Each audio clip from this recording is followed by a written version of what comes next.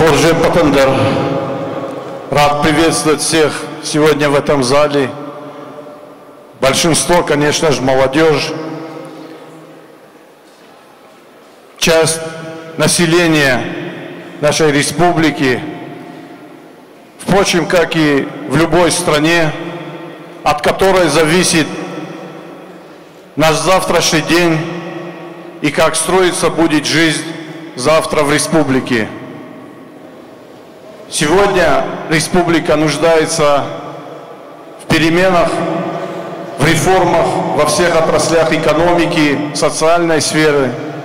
И от того, как эти реформы будут исполняться во благо развития нашей республики, зависит, как инициативно вы подойдете к этому, чтобы мы вместе, руководство республики, молодежь, все слои нашего общества, осознавая эти перемены, двигались вперед. Когда я провожу сходы граждан, встречаюсь с нашим населением, ко мне подходит очень много молодежи с просьбой о встрече, чтобы мы поговорили, задали друг другу вопросы. Поэтому родилась такая идея пригласить всех сегодня сюда, неравнодушных наших молодых людей, для того, чтобы мы обсудили все эти вопросы. А я готов ответить на все ваши вопросы, разъяснить, куда, зачем и почему должна двигаться наша республика, объяснить свое видение этому. Поэтому я предлагаю, не затягивая дальше официальную часть, работу продолжить в форме диалога. Спасибо всем.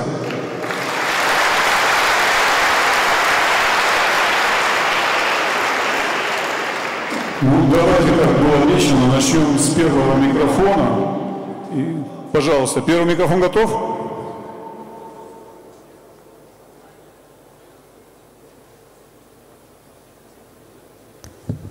Нет, это четвертый микрофон. Ты уже очередь занимаешь, чтобы все было по очереди.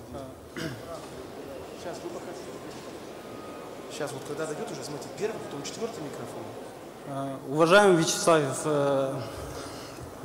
Зелимханович, Шавлохов Марат Константинович, дольщик 18-го микрорайона, 13-я позиция. Хочу к вам обратиться от лица обманутых дольщиков Тулуза Интерсервис. В общем, у меня такой вопрос. На сегодняшний день нам, дольщикам 18-го микрорайона, удалось сдвинуться с мертвой точки и самостоятельно взять под контроль строительство нашего дома. Но мы сталкиваемся с рядом организационных проблем по достройке дома. Вот. Хотелось бы попросить вас о личной встрече с инициативной группой. Вот. Спасибо за вопрос и предложение. Действительно, проблема для республики нашей острая. В республике сегодня более 100 объектов, если я не ошибаюсь, которые являются такими объектами, о котором сказали вы.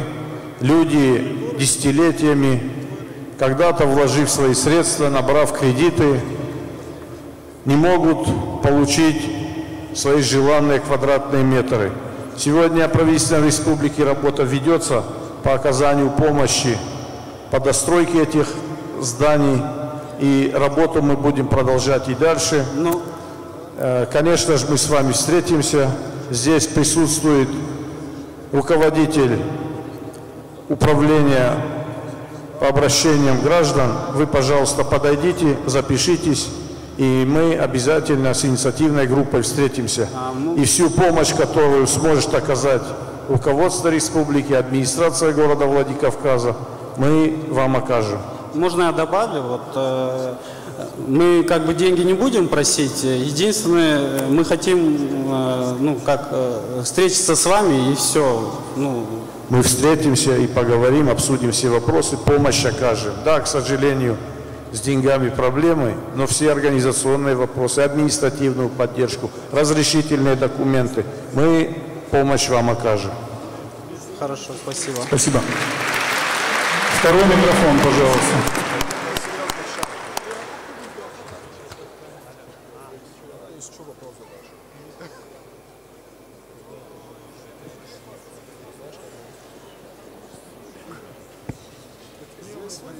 И просьба каждому выступающему вначале представляться. Добрый вечер, Вячеслав Зелимханович, и возьму на себя такую ответственность от лица всех присутствующих. Я хочу поблагодарить вас за организацию этого мероприятия, за такой открытый диалог в плане живого формата вместе с нами, с молодежью. А вопрос у меня в следующем. Ввиду того, что у нас активно развито информационное пространство, в том числе социальные сети, ходят слухи о том, что вы активно лоббируете интересы Баварии. Вы открываете автозаправочные станции «Лукойл», а также скупаете фермерские земли. Как вы прокомментируете это? И второй вопрос у меня в том, что никак не поддерживаются общественные организации, которые у нас существуют в республике. Из многочисленных зарегистрированных общественных организаций у нас активно работает только 50. Мы вынуждены постоянно обращаться в Министерство образования Российской Федерации, в комитеты органов исполнительной власти, подаем заявки на президентские гранты. А в плане того, что руководство активно лоббирует наши интересы, этого нету. И, пожалуйста, можно уточнить, какой конкретно в данный момент общественной организации, ну хотя бы для примера? Российский союз молодежи, я вот уже сказал, Артур Гагиев, по развитию молодежной политики в нашей республике. Понятно. Спасибо. Спасибо вам.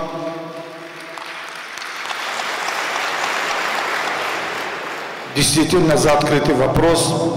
Отвечу вам честно и ответственно, вот перед всеми молодыми людьми, которые сегодня здесь собрались, что группа компаний, которую я создал за всю свою жизнь, сегодня в лоббировании интересов точно не нуждается, потому что компания сильная, компания, которая работает на рынках всей страны, не только на рынке Северной Осетии, поэтому в лоббировании не нуждается. Помимо этого хочу сказать, что с моим приходом во власть компания даже потеряла часть своих позиций, в смысле того, что перестала заниматься поставками в бюджетные учреждения. Ранее группа компаний активно поставляла и хлеб, и картофель, другие продукты питания в различные бюджетные учреждения.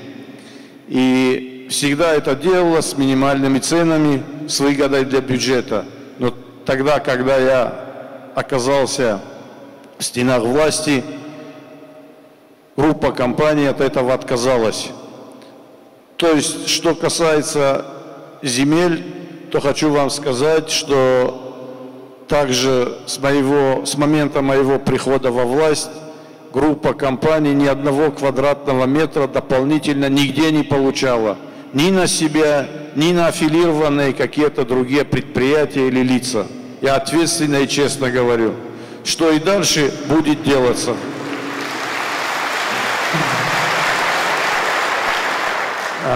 Как раз таки были планы, тогда, когда я еще и не думал, что окажусь в стенах власти, были планы по расширению аграрного бизнеса. Это семеноводческий проект, многие об этом знают, который на рынке сегодня российском очень востребован. Были планы расширения хозяйства, но потом от этого предприятия отказались. На сегодня берут в субаренду земли и таким образом работают. И я вам ответственно говорю, что никогда никаких мероприятий с моей стороны, со стороны власти предприниматься не будут для того, чтобы лоббировать интересы тех предприятий, которые я создавал и которые сегодня меня обеспечивают, мою материальную составляющую, в смысле моих доходов, как учредители этих предприятий, о которых я отчитался, уплатив все соответствующие налоги. То, что касается второй части вопроса, я хочу поприветствовать всех, кто создает общественные организации, не просто для того, чтобы утолять свои политические амбиции или еще какие-то иные интересы, направленные на личные интересы, как я сказал. Если же эти общественные организации во благо республики и готовы помогать мне, как руководителю республики, руководству республики и всем небезразличным членам правительства в проведении реформ, о которых я уже сказал, я лично готов с каждым встречаться, приветствовать и вместе работать. Буду только благодарен. Спасибо. Спасибо.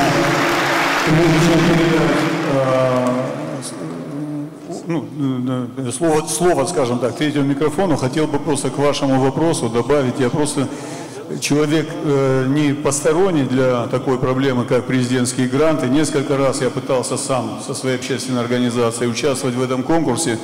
И скажу так, что пользуюсь опять, наверное, правом модератора обратиться также к главе нашей республики. Наверное, нужно какой-то провести у нас семинар в республике для представителей этих общественных организаций, где бы приняли участие в этом обучающем семинаре как раз-таки представители федеральных вот этих операторов президентских грантов. Потому что, например, у меня были проблемы, что я просто неправильно ставил акценты при заявках, у кого-то другие проблемы.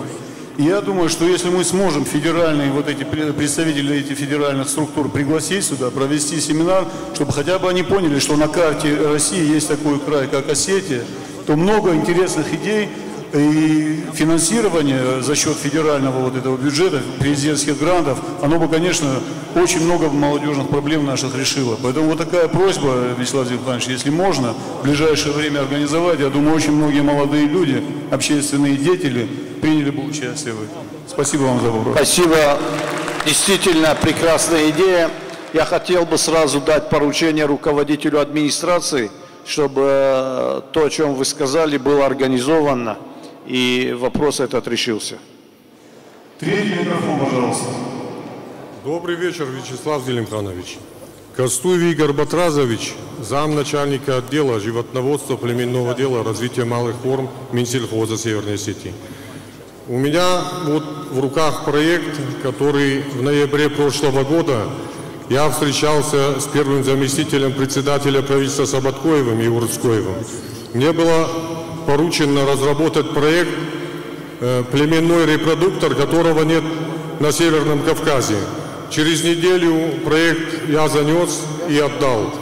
Дело в том, что, решив этот проект в жизнь, мы улучшаем племенные и продуктивные качества скота нашей республики. Решаем вопрос обеспечения себя говядиной. И я к вам хотел бы сказать, что, видимо, этот документ осел в чиновничьем каком-то кабинете, и как профессионал сельского хозяйства я хотел бы вам передать этот проект, чтобы вы ознакомились с ним. И еще в дополнение, Вячеслав Зелимханович, 20 июня прямой эфир пресс-клуб Ахсарбек Султанбек Сабаткоев объявил, что конкурс на замещение вакантной должности министра сельского хозяйства республики. И в интернете вся республика видит, 15-й регион, там все четко написано, любой желающий может подать кандидатуру. Я конкретно к вам такой вопрос. Какие условия, дата и время, если конкурс будет, вы можете, в каком информационном это будет все объявлено? Спасибо вам большое. Спасибо. Я благодарен вам за проект, о котором вы сказали. Я обязательно сам ознакомлюсь с ним. Действительно, развитие животноводства сейчас стоит одним из приоритетных направлений развития сельского хозяйства. Я об этом неоднократно говорил. И все преференции мы будем создавать тем, особенно молодым людям, которые готовы заниматься животноводством, в том числе перераспределяя земли, в том числе обеспечивая федеральными, республиканскими грантами, мы в первую очередь будем делать для тех, кто будет заниматься животноводством и развитием животноводческой отрасли. То, что касается конкурса, то действительно я и сейчас обращаюсь ко всем тем людям, которые чувствуют в себе уверенность возглавить Министерство сельского хозяйства как один из ведущих направлений экономики республики. Буду рад, если будут подавать свои документы, а об условиях в ближайшее время, условия разрабатываются, в ближайшее время будет объявлено. Условия одни. Вы сами занимались аграрным производством, работали на практике. Сейчас, как вы сказали, в Министерстве сельского хозяйства. Я скажу по-простому. Чтобы человек мог отличать корову от быка, пшеницу от кукурузы, попросту говоря. В общем-то, человека, сельскохозяйственника и тем более им обладающего управленческими навыками. Спасибо. Четвертый микрофон, пожалуйста.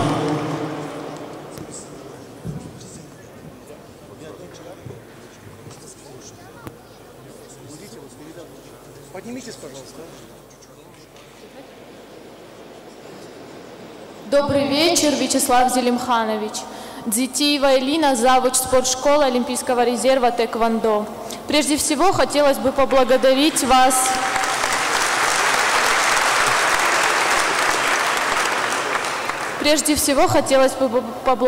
вас за возобновление строительства дворца Тэквондо.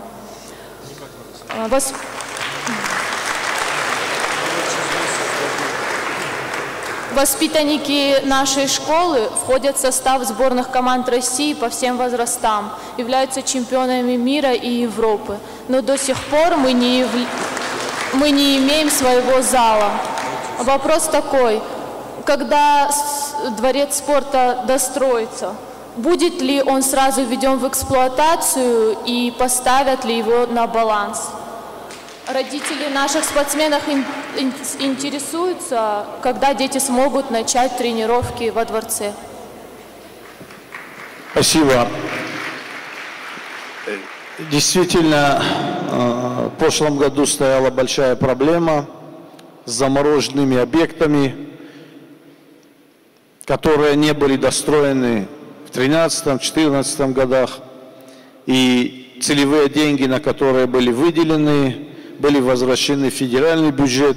Угроза стояла такая, что мы их не сможем просто-напросто достроить, потому что средств не хватало, а федеральный бюджет больше средств не хотел предоставлять. И в частности, данный зал относится к одним из таких объектов. И правительством республики были предприняты большие меры, и единственный регион в России, кому средства были предоставлены по данной программе, не освоенные в 2014 году. Тем самым мы смогли достроить и достроим. Срок до 1 сентября был установлен Министерством строительства, до 1 сентября ввести его в эксплуатацию. И также по этой же программе мы достраиваем 5 9-этажных домов, что также позволит нам осенью раздать нашим гражданам, нуждающимся и у которых сегодня аварийное жилье, обеспечить их 400 квартир. А более конкретно по объекту этому скажет министр строительства. Насколько я знаю, он должен здесь находиться, Русланбек Кузьмич. Пожалуйста, передайте ему микрофон, когда мы собираемся завершить, когда собираемся ввести в эксплуатацию и когда ребята смогут начать там тренироваться.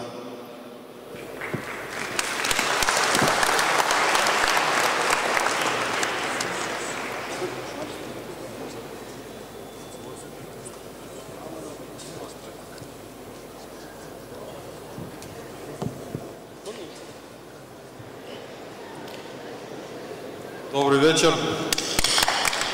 Как сказал Вячеслав Зелимханович, эти данные объекты достроятся в срок до 1 сентября. В данный момент остаются уже завершающие работы по залу тэквондо. И в срок мы порадуем наших спортсменов, тем более тэквондистов. Зал будет сдан 1 сентября.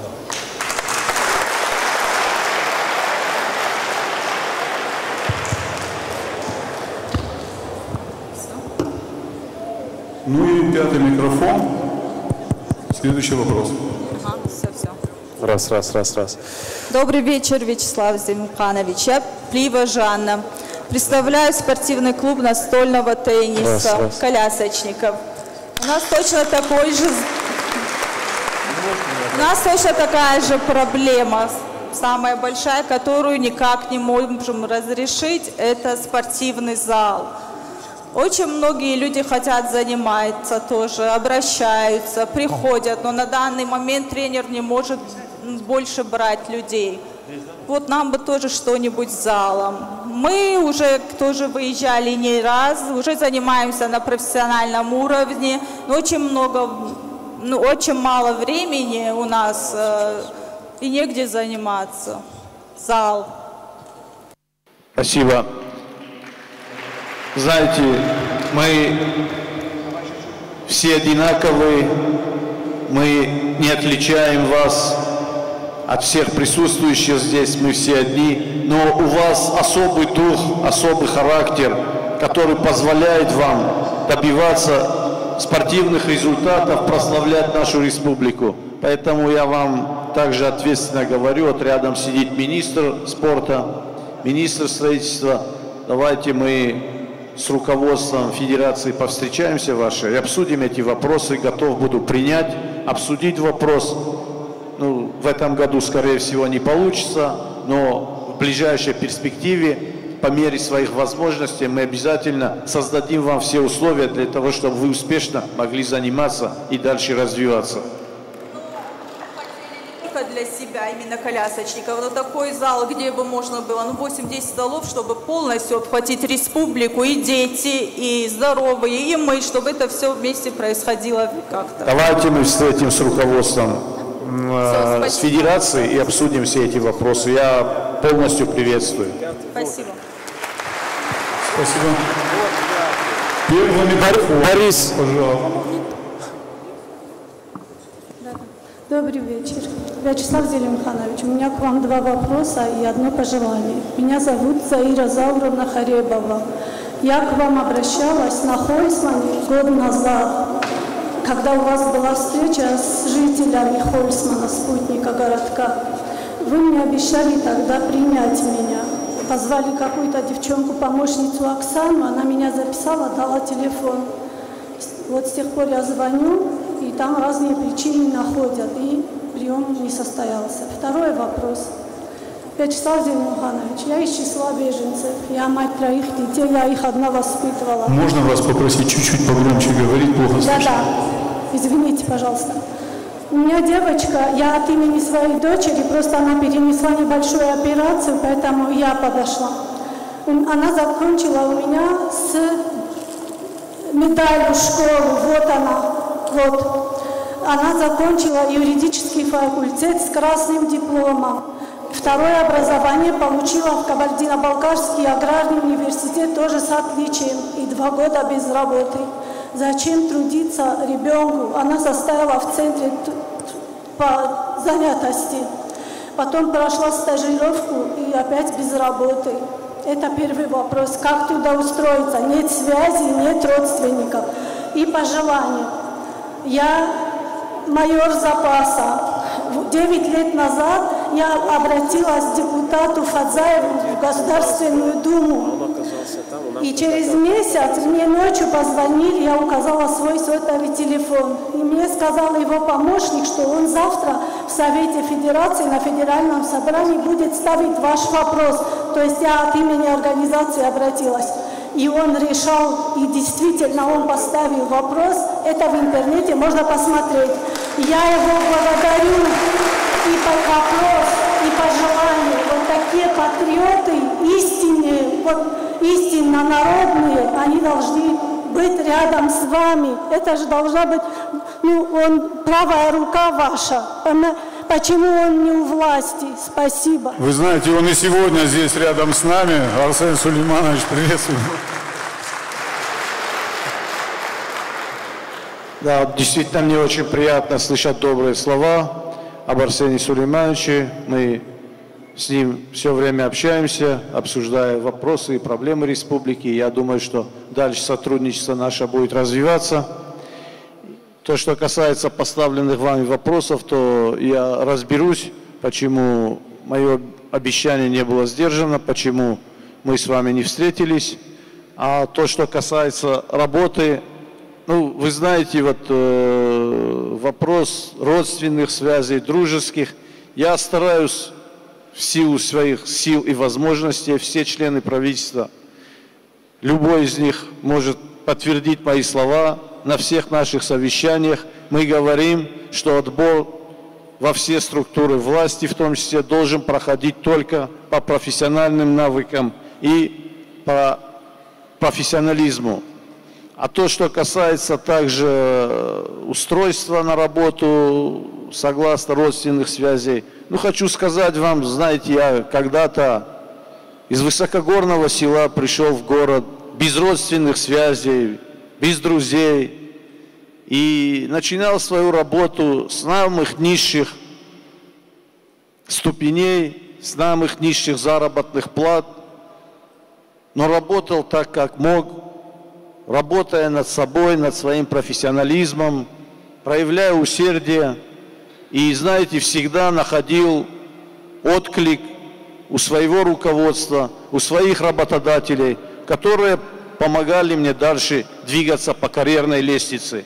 В дальнейшем, когда ушел с государственной работы, когда появилась возможность заниматься бизнесом, то также трудился днем и ночью, начиная с маленького, с обработки земель, небольшого хозяйства, но работая днем и ночью, и это позволяло мне двигаться и быть востребованным. И я, честно говоря, советовал бы всей нашей молодежи, наверное, руководствоваться тем, что надо начинать с малого, фанатично работать над собой, и тогда ты будешь замечен, обязательно ты будешь продвигаться. Это моя твердая позиция.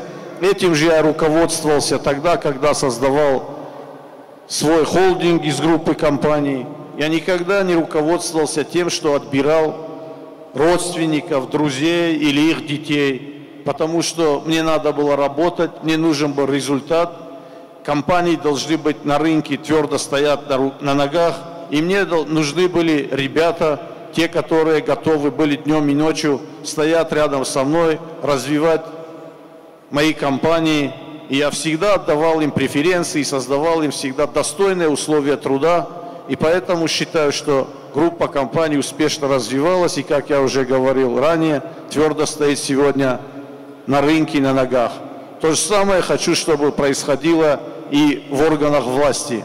Чтобы приходили те ребята, которые готовы пока что практически за мизерную заработную плату у бюджетных служащих не воровать, не решать свои личные вопросы, а патриотично становиться рядом, днем и ночью работать так, как работают многие члены правительства и руководства республики. Спасибо. Опять-таки, пользуясь и злоупотребляя своим положением, просто хотел бы проинформировать о такой проблеме. Мы недавно перед праймерис встречались с избирателями, и этот вопрос именно безработицы, он очень чаще всего, наверное, поднимался. И понятно, что в наше время, в последнее время, у нас в республике идет перекос. Парадокс в том, что несмотря на обилие юристов и экономистов, свою организацию в ДОСАФ я 3 года не мог найти главного бухгалтера, и 2 года искали юриста. То есть люди не проходили, а те, кто проходили, они просили слишком много, у нас таких денег не было.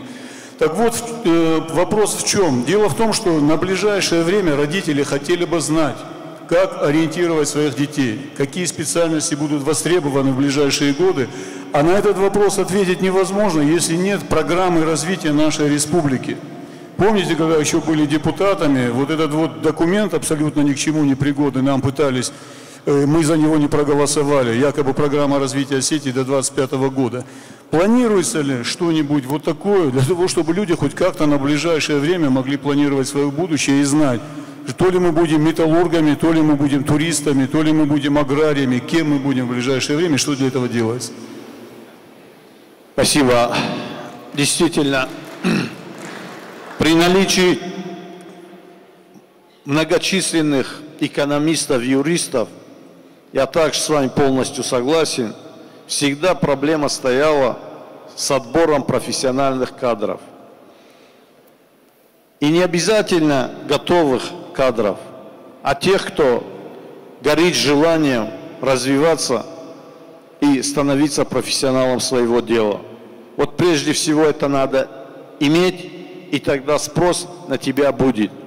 То, что касается рабочих мест, то хочу действительно с вами согласиться, Борис, чтобы были рабочие места, нужно, чтобы в республике появлялись новые предприятия, взамен тех, которые обеспечивали работой наших сельских граждан, да и в городе тоже. Поэтому,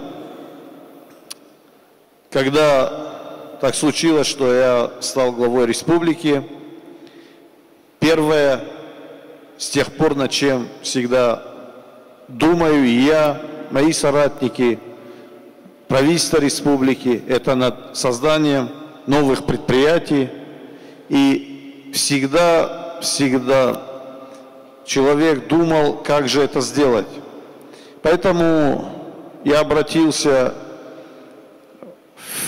в Санкт-Петербурге, в Леонтьевский центр.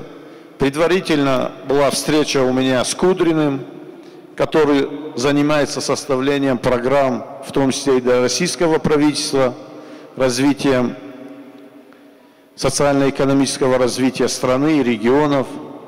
И он мне порекомендовал, обратился вот в Леонтьевский центр. С ними многочисленные беседы происходили и у меня, и у членов правительства, они прилетели в республику. И главная задача, которая перед ними ставилась, это не разработать такую программу, о которой вы сказали, и против которой мы с вами были, а разработать такую программу, которая помогала нам развиваться и создавать новые предприятия. Именно вот этот сам механизм, как создать новое предприятие, как привлечь в республику инвестора, как привлечь в республику тех людей, которые захотят вложить средства в то или иное предприятие. К примеру, сегодня у нас большая проблема с переработкой сельскохозяйственной продукции. Нужны консервные заводы. И именно они бы помогли нам решить вопрос безработицы в сельских поселениях. Ведь раньше, благодаря этим заводам, пищекомбинатам, которые в районах республики имелись, мы перерабатывали свою сельскохозяйственную продукцию и обеспечивали наших граждан работой. Но как это сделать, чтобы именно пришли и вкладывали? Как определить приоритеты согласно почвенно-климатических условий, географического положения нашей республики? Вот над этим всем началась работа в конце прошлого года. И сегодня эта работа ведется, уже приоритеты определены. Если кто следит за прессой, то в прессе это озвучивалось. И тогда же появилась идея создания агентства инвестиционного развития. Это подразделение правительства с прямым подчинением главе республики, которое будет заниматься только привлечением инвестиций. То есть в этом органе будут созданы все условия для того, чтобы привлекать инвестора в республику. То есть эти ребята, которые будут работать в этом агентстве, должны будут собрать все инструменты федеральной, республиканской поддержки, развития тех или иных отраслей экономики, которые позволят привлекать инвесторов в республике. Они же будут заниматься совместно с правительственными структурами анализом административных барьеров, которые сегодня не позволяют многим развиваться и строить свой бизнес. И мы буквально через неделю, пригласив таких людей, которые эту работу проделывали в успешных регионах российских, Татарстане, Ульяновской области, пригласив этих ребят сегодня в республику, уже определили место базирования, офис для этих ребят, привлекаем наших местных ребят для того, чтобы создать такое агентство. И когда мы определим эти инструменты привлечения в республику, определим приоритеты, тогда эти ребята разъезжаются по всему миру в поисках этих инвесторов. Конечно же, прежде всего, были бы заинтересованы в наших земляках, в наших гражданах, у которых есть возможности заниматься своим бизнесом и развивать эти приоритетные отрасли экономики. Я хочу, пользуясь случаем, пригласить всех наших молодых ребят, желающих работать в этом направлении и имеющих соответствующее образование и, конечно же, владеющие иностранными языками, работать в этом агентстве. Они же через неделю, прибыв в республику, начнут заниматься отбором персонала. И здесь я вас точно уверяю, что никаких родственных связей, никаких дружеских связей они учитывать не будут.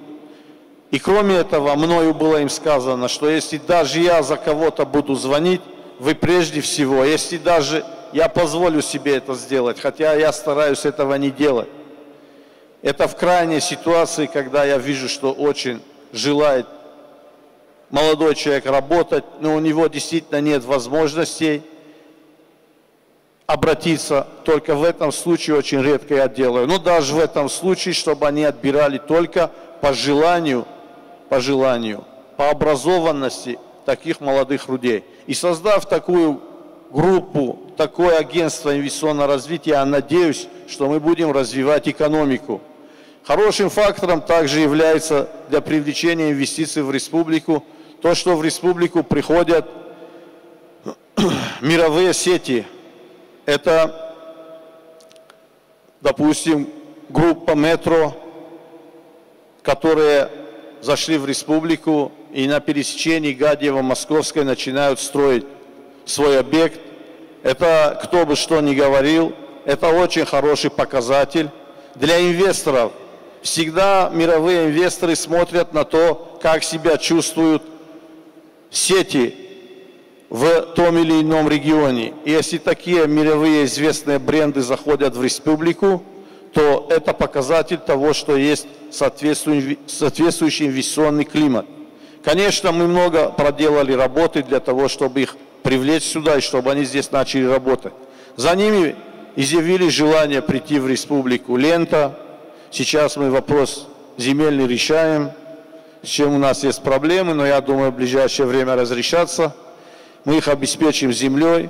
За ними приходит, недавно представители приезжали, компания Leroy Merlin. Это известная мировая сеть и производитель, в том числе строительных материалов, которые тоже изъявили желание войти в республику.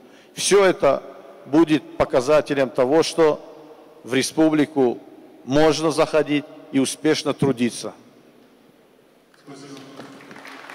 Второй микрофон, пожалуйста. Добрый вечер, Вячеслав Зелимханович. Добрый вечер, Борис. Добрый вечер все. СОС-Плиев, театр КВН. Спасибо. А КВН у нас сейчас, наверное, единственное самое популярное молодежное движение, не только в России, но и в мире. Кроме популярности несет большую социальную нагрузку. Об этом говорит тот факт, что Владимир Владимирович Путин никогда не пропускает значимые игры. И я надеюсь, когда-нибудь мы вас увидим в качестве гостя на одной из игр «Легиолания». У нас сейчас КВНом заняты примерно 3000 молодых людей во всей республике. И мы работаем над тем, чтобы вывести Осетию на Первый канал, высшую лигу. Потому что я считаю, что это нужно. И я это сделаю. Спасибо. Но при этом я хочу, чтобы здесь тоже все работало, потому что система, она предполагает подготовку творческой молодежи внутри республики. Театр КВН – это государственное учреждение с бюджетом, который заложен в бюджет республики и Комитета по делам молодежи. И вот в чем проблема. Возможно, вы об этом не знаете, Вячеслав Зелимханович, что с начала года ни одного рубля из заложенного бюджета мы не получили. Это очень сложно и очень трудно работать в таких условиях. Поэтому у меня очень простой вопрос, я думаю, что он также легко решается ввиду незначительных сумм. Когда мы получим наши деньги?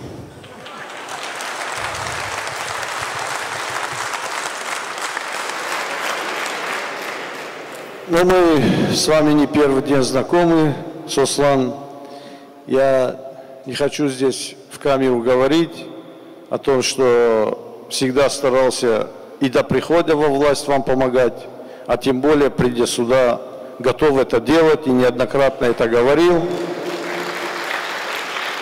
И тогда, когда возникала угроза срыва ваших представлений, вы знаете, что помощь вам оказывалась, в том числе моими личными средствами, если вы помните.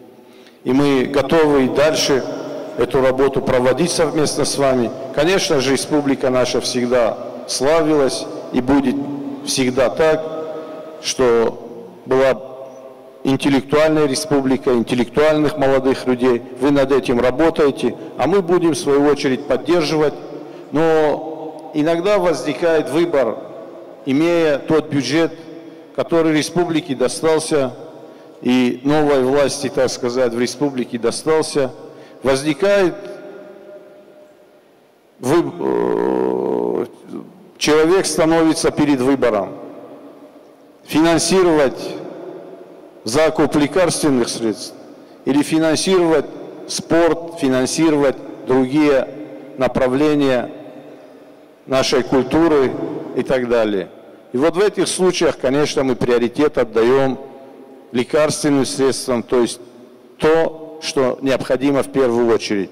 Но я вам ответственно заявляю, что, конечно же, мы будем продолжать финансировать и развивать ту деятельность, которой вы успешно занимаетесь. А вам желаю дальнейших успехов. Сказать спасибо. Я не могу сказать. Могу уже. Большое вам спасибо. Мы верим. Спасибо. Третий микрофон, пожалуйста. Вячеслав Зелимханович, Борис Майербекович, добрый вечер.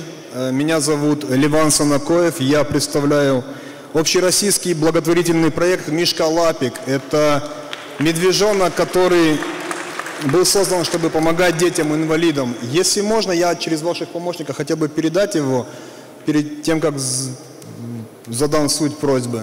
Чтобы вы сейчас, я думаю, там кто-нибудь... Спасибо, пожалуйста, помощники, кто там, заберите, пожалуйста. Мы не просим у вас финансовой помощи, мы бы хотели попросить у вас информационной помощи. Дело в том, что Мишка уже известен в России, нам помогают известные российские звезды, звезды спорта. И нам все-таки немножко не хватает, чтобы о нас узнало как можно больше людей. Чем больше людей о нас узнает, тем больше мы сделаем вместе добрых дел. Вы не могли бы нам помочь как-то сделать, чтобы как можно больше людей о нем узнали? Спасибо вам большое. И большая вам благодарность за помощь особенным детям нашей республики. Они уже знакомы с нашим Мишкой Лапиком. И в благодарность мы бы хотели, чтобы это был ваш Мишка Лапик.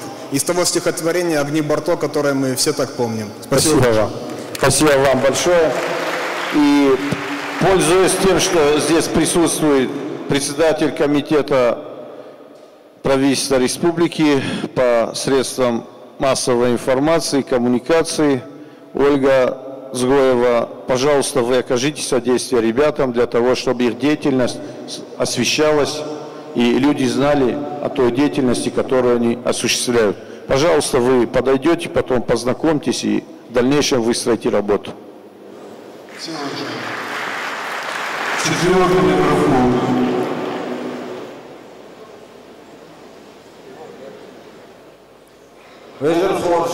Руслан Сагарат, Паторачи Адамов фронт.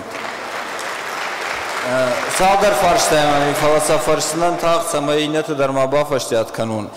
Воладжир комай расаугадан ама салдаражы сыпардашажы нырма архаем самай нынваганан спорт площадка ташканы мах районы мажуры манам завжи каудар ама сын фарондаруди поручений да номай фала самадарна равади асажмадарнын жердаба вартой ама та сыдар калым паканы ма юбоны хашкоттон районы хисавима мажахтой асаж Джантай равайзани кадганан ваводинаш. Ама кадгананиш от спортплощадка тайнам факашут. Уитхайманам фашиват бирае. Архаин сафанды фаланам фадатнай. Дартарма фанды жагын мана бира адамнамиш каста женвавар бахаудышты.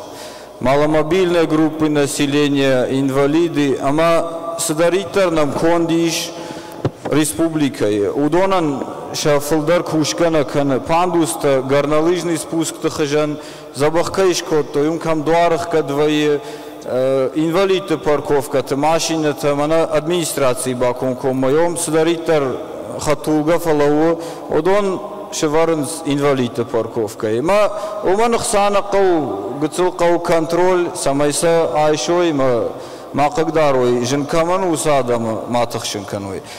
Мама юнхаш фандыжагын хоржар хают ва фаршмалавам садаритар кушут уй нажардама сау ама махтар архаям фашива дардыгай мана жахтат метро сет лента удонима договорташ кот там архаям камдарнын жингомаву ама кадгананиш мана министр кышбардвырдуа вот самой фашивадма сдар программа шканой по развитию сельского хозяйства уйтахайма бираты фанды кауты басархайн фаласын фадатный заявка такаиш дуаша дайбарс хсатасам иш 6 миллиона ама умай штыркуттаг наравайзан има йосырдамдар вахоржахай вергом раждахут манам факашут бужнык Штарбужный рашны жахтай спортплощадката ожарды камиши варан. Мажуры. Микрофон маш кушин корот. Кушай. Мажуры и спортплощадка. Алагир квартал энергетика в Дыкаг. Амзавджиков Гакаева ма весенний тигл. Умдар бира Адам бынацыш фалазы архаянный. Алагиры салдаражы тохканам фашива дима. Самайнын за гаражта машканой. Ишсы жах, ишсы бынат майовул архаям. Ялварш блокай байза гаража има. Кадгана не однам факашутим. Ужнак ждон мажуры таухиса удишмам. Ама район хисау има фембалдыштам правительство хисау даруму диафтамай. Абауна факот там мажура сяж самай шеварам она спортивная площадка касы ахшавы гонда рухшкан заниш маз фашивадан шабон кажну заниш мя сяж афаз каром мақама шеварам аллагирута район хисаван бабаркан здамана амма хадивчтай чиудонан баркан самаян фашойви город хисаударам ишмана албекты борик Бариш, ама камда бариш, мама с фембал фашива дима, мабауна факанут. Камсафан дешеваран, макат кауга фарштау, водай шахаштканут.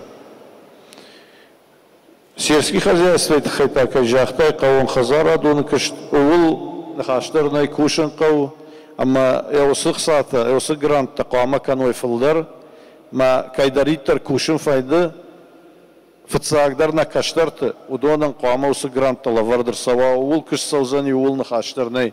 Артакамана на хахтан программа канам, ама чидариттар хахты куша, удонан фандактадар канзыштам, ама сын дартыр хашканзыштам самай фермата дар аражой, фоштар улханой, ма самайн саат кушой яул. Ахам на хаштарун даттан. Министр бна двух нового кандидатура добавят тут мачижоном он иштрафай. Пятый микрофон, пожалуйста. Добрый вечер, Вячеслав Зелимханович. У меня такой короткий вопрос. Касается не конкретно меня, а вот нас всех, вот кто на коляске, у них трудности, которые живут на этаже. И чтобы вы так обратили на эту проблему, если можете, спуститься на первый этаж как-нибудь, там, или поменять его, или, как-нибудь, чтобы вы помогли. Я, насколько знаю, мы этот вопрос на контроле держим. Русланбек Кузьмич, вы занимались этим вопросом? Проясните, пожалуйста. В этом году мы 4 семьи переселим с маломобильных категорий людей, с верхних этажей. В этом году мы это сможем. Мы меняем квартиры без доплаты, хотя у них и площадь меньше. В новые квартиры с ремонтом люди заселятся, 4 семьи. Да. А всего много семей у нас в республике, которые нуждаются? Всего колясочников 300 человек у нас. Более 300, да. 300, более 300. Обязательно нам надо продолжить эту работу и в дальнейшем тоже. И хотелось бы, чтобы в следующем году уже не 4 было, а 6, 10. И в конечном итоге пожелание данное было выполнено. На данный момент и экспертизе дали задание всем проектировщикам, застройщикам, чтобы в каждом доме уже на первых этажах минимум 2-3 квартиры будут приспособлены для маломобильных людей. Да. Эту программу мы начали в этом году, и мы постараемся обеспечить максимально в ближайшее время. Спасибо, Вячеслав Зелимханович. Первый микрофон. Заждались, наверное, уже. Здравствуйте. Вячеслав Зелимханович, здравствуйте все. Меня зовут Юлия Юрова, я корреспондент газет «Моздокский вестник» и «Время события документы», я жительница города Моздока. Я работаю в МУП «Моздокский издательско-информационный центр». Он объединяет 2 некогда самостоятельных предприятия, редакция и типографию. Заработные платы у нас очень низкие. Я с учетом всех вычетов едва получаю 9 тысяч с копейками. Наше предприятие не получает финансирования от учредителя, администрации района. Мы на полном самообеспечении, получаем средства от рекламы и подписки. Но ситуация с подпиской у нас катастрофическая, как и у многих печатных изданий республики и страны в целом. Всему виной Почта России, которая с каждым полугодием чудовищно повышает цену на доставку печатных изданий. Мы цену на свою газету не повышали уже 5 лет, еле выживаем. Люди не могут себе позволить выписывать наши издания. Из-за падения тиража у нас все чаще игнорируют рекламодатели. Как же нам зарабатывать? А ведь наш издательский центр единственный в районе. Из-за низкой заработной платы к нам не идет молодежь. Руководители нашего предприятия неоднократно пытались привлечь к нам молодых, но тщетно. Даже те, кто работают, ушли. Сегодня на предприятии работает 25 человек. Из них только 2 молодые люди, и я в том числе. Еще 2 в декретном отпуске, но о возвращении думают с тяжелым сердцем. У нас трудится очень много пенсионеров, если они уйдут, на их места некого ставить. Во многих предприятиях такая же проблема. Я хочу вас спросить, когда будет по-настоящему серьезно решаться вопрос с Почтой России? Спасибо. Спасибо. Действительно, проблема такая есть, и проблема не только нашей республики. Как вы знаете, это проблема всей страны, тем, что так сегодня принят федеральный закон, который таким образом решает данный вопрос, с которым я также, конечно, не согласен. И наши депутаты Государственной Думы, Совете Федерации, Александр Борисович Татаонов, если вы со средствами массовой информации недавно знакомились, поднимали этот вопрос и занимаются решением этого вопроса. Со своей стороны тоже подключаюсь к решению, мы будем на федеральном уровне этот вопрос поднимать. А то, что касается развития районных газет, то для нас это также важно. Поэтому, как я уже сказал, комитет мы создали посредством массовой информации, который ни в коем случае нельзя толковать, был создан для того, чтобы вводить цензуру или еще что-то, а для того, чтобы развивать средства массовой информации, готовить специалистов и в том числе обладать информацией по тем проблемам, которые имеются в районных газетах. И комитет был совершенно недавно создан. Я знаю, сейчас Ольга занимается всеми этими вопросами. Еще раз хочу вам напомнить, чтобы председателю комитета обращаюсь, чтобы данный вопрос также был взят на заметку и чтобы мы его совместно решали. В том числе и рассмотреть вопрос грантовой поддержки или иной поддержки наших районных газет. Это не только в Моздокском районе, во всех районах такая проблема. Одну секунду я у вас отниму. С предложениями решения наших вопросов по предприятию к вам обращалась наша экс-руководитель. Лично отдавала вам письмо с предложениями. Мы ждем ответа уже очень давно, наверное, более года. Да, я знаю и помню это обращение, но это обращение и предложения были связаны с тем, что надо договориться с газетой «Северная Осетия», да, это же связано с тем, чтобы распространять тиражи Северной Осетии, за это получать дополнительную оплату и так далее, насколько я помню. Это одно из предложений, да. А? Это одно из предложений, да. Ну, давайте вот вы передайте руководителю районной газеты, главному редактору, что вот с Ольгой Цгоевой повстречался и подготовили мне предложения по решению и внедрению этих предложений, которые были им внесены. Спасибо. Второй микрофон, пожалуйста. Вячеслав Зелимханович Вежархорш, автомем Бердадам, Шамалхандар Шалам. Вячеслав Зелимханович, позвольте представиться, Шатуат Заранов, председатель автоспорта по РСО Алании, а также регионального отделения Российской автомобильной федерации по РСО Алании. Я заметил по спорту очень много вопросов, но хочу вас попросить вот особо на наш вопрос уделить внимание. Федерация автомобильно-технических видов спорта в РСО Алании была создана в 2004 году своими силами, энтузиастами. С 2004 года до сегодняшнего дня не осталось кабинета, не осталось предприятия, не осталось чиновников и просто даже богатых людей, компаний, кому не были написаны письма, кому не были обращения. Многие поддерживали, многие нет. Благодаря этому сегодня северо-остинская команда по джип-триалу и джип-спринту, внедорожные виды спорта, вы знаете, в Санебе, я думаю, многие здесь знают. Но ситуация стоит в том, единственный субъект Российской Федерации, где Федерация автомобильно-технических видов спорта и региональное отделение в одном лице Республики Северная Осетия, Алания, зарегистрированы на квартиру. Нету ни офиса, нет возможности создать команду элементарно, чтобы справляться с чем-нибудь. Также никогда еще власть не поддержала ни одно мероприятие, хотя я сомневаюсь, что кто-то не знает наши мероприятия, джип-триалы, внедорожники в Санебе и многие другие. Одни из самых массовых мероприятий Республики Северная Осетия, Алания.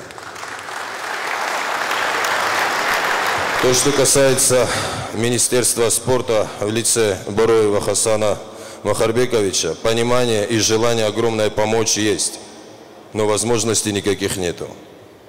Просим вас поддержать Федерацию автомобильно-технических видов спорта РСО Алании так, как Российской автомобильной федерации. Она была выбрана среди всех субъектов СКФО по проведению чемпионатов России по джип-триалу. Это первое. Второе. Помочь нам создать офис, закрепить за каким-нибудь компаниям, заводом, за кем угодно, чтобы федерация могла действовать. 14 лет своими силами достичь этих результатов, чтобы в СКФО быть первым, это тоже огромный результат. Завтра, Вячеслав Зелимханович, также у нас огромное приглашение для вас. Если появится время, впервые в России на одной территориальной трассе будет проходить чемпионат СКФО по мото-кантри-кроссу и этап открытия, то есть открытие первенства республики по джип-триалу сезон 2017. Данные мероприятия и Федерация автомобильно-технических видов спорта, я не говорю это ради того, чтобы кому-то показаться, вот подыграть и тому подобное. Нет. 2 года назад Федерация уже бы закрылась, автоспорт был на грани развала. Благодаря Кучиеву Гарри Юрьевичу неофициально автоспорт 2 года держится на его энтузиазме. Но сколько это будет продолжаться, мы же тоже не можем всегда вот стучаться в дверь и просить. Из тех чиновников, кому мы эти письма писали, плечи нам хлопали, молодцы ребята, мы вас поддержим. Половина даже сидят в этом зале, и никогда никаких результатов, кроме громких слов, от них не было. Вот теперь напрямую просим вас, Вячеслав Зелимханович, поддержите автоспорт Республики Северная Осетия, Алании, также федерацию, чтобы создались комитеты. Автоспорт 22 вида спортов. Это от любых других спортов немного отличается. Там есть дрэг-рейсинг, джип-триал, это все разные направления, кольцевые гонки, ралли. Но это единственный субъект за последние 4 года по СКФО. Никакой, абсолютно никакой поддержки не было от власти. Просим вас поддержать и обратить на это огромное внимание.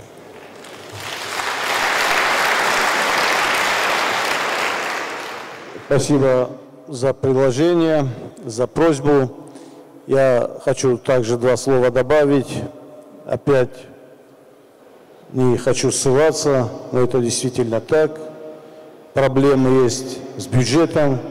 И в первую очередь, конечно же, Министерство спорта обеспечивает олимпийские виды спорта, остальные уже по остаточному принципу из тех возможностей, которые республика имеет. Но даже те олимпийские виды спорта, которые сегодня в республике успешно развиваются и делают славу нашей республики. К примеру, я возглавлял несколько лет до прихода в должность, был президентом Федерации дзюдо. И скажу вам честно, не потому что не хочу вам помочь, но мы также не имели, допустим, офиса, который нам был предоставлен государством. Мы находили также свои возможности, чтобы решать вопросы развития дзюдо, проведения соревнований. Но это не говорит о том, что я не собираюсь вас поддерживать, просто я объясняю ситуацию, почему власть не уделяет достаточно внимания. А по мере возможности, конечно, мы это будем делать. И хочу, чтобы здесь вот присутствует Хасан Махарбекович. Вы сказали, что готов вас поддерживать. Пожалуйста, Хасан Махарбекович, давайте ваши предложения. И по мере возможности будем оказывать содействие. Разрешите еще добавить к вашему вопросу.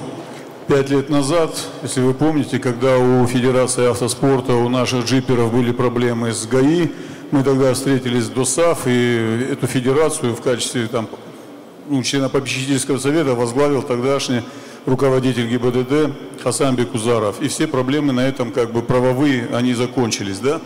Сейчас у нас есть проект у нашей организации. Если бы это было в любом другом регионе, да, уже бы давно нашлись инвесторы. Но, к сожалению, наши инвесторы дальше этих, как они называются, где свадьбы проводят, вот вся их мечта и все их способности заканчиваются на строительстве вот этих вот помещений для проведения свадеб и так далее, и так далее. Но у нас в 3 километрах от города территория в 130 гектаров. И один из мастеров спорта по автомобильному спорту, он уже в течение года занимается инвестпроектом по привлечению инвесторов по строительству центра контраварийной подготовки.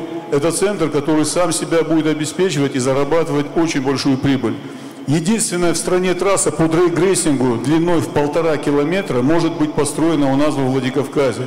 Вы знаете, как специалист, что ни одна трасса в России на сегодняшний день не соответствует тому тормозному пути, до которого уже дошли современные суперкары. Да? 800 метров не хватает.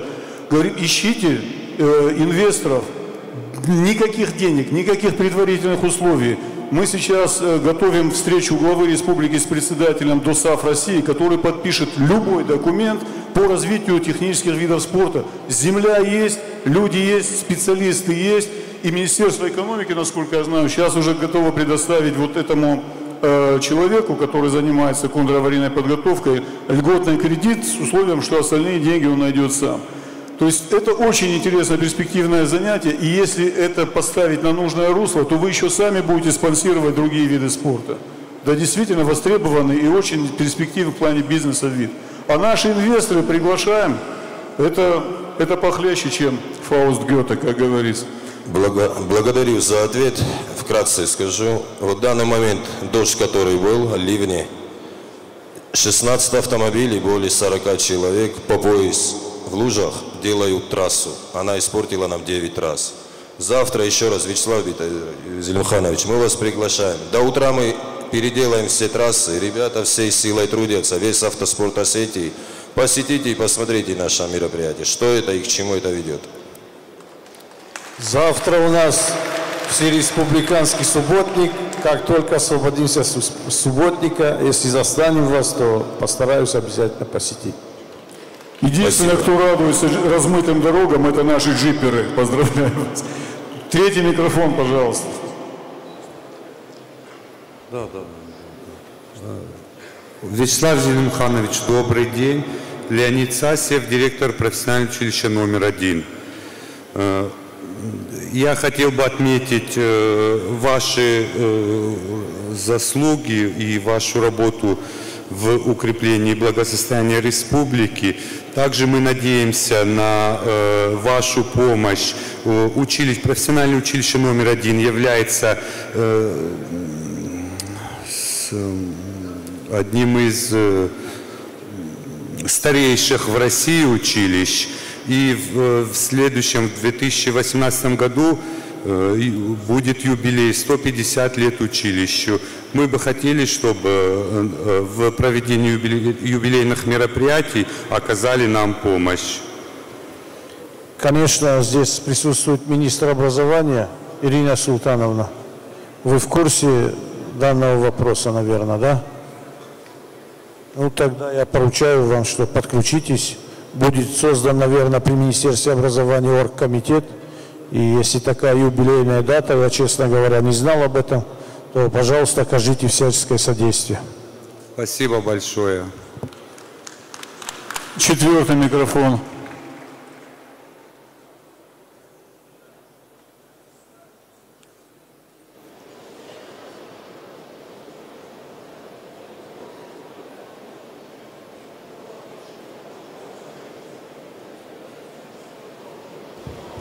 Уважаемый Вячеслав Зелимханович, Хистанов Артур, политическая партия КПРФ, заместитель префекта правобережной части города Владикавказ. У меня как бы вопрос к вам и пожелания, но хотелось бы перед этим поблагодарить за сегодняшнее прекрасное мероприятие Рустема Казбековича Киликсаева, за что ему огромное спасибо.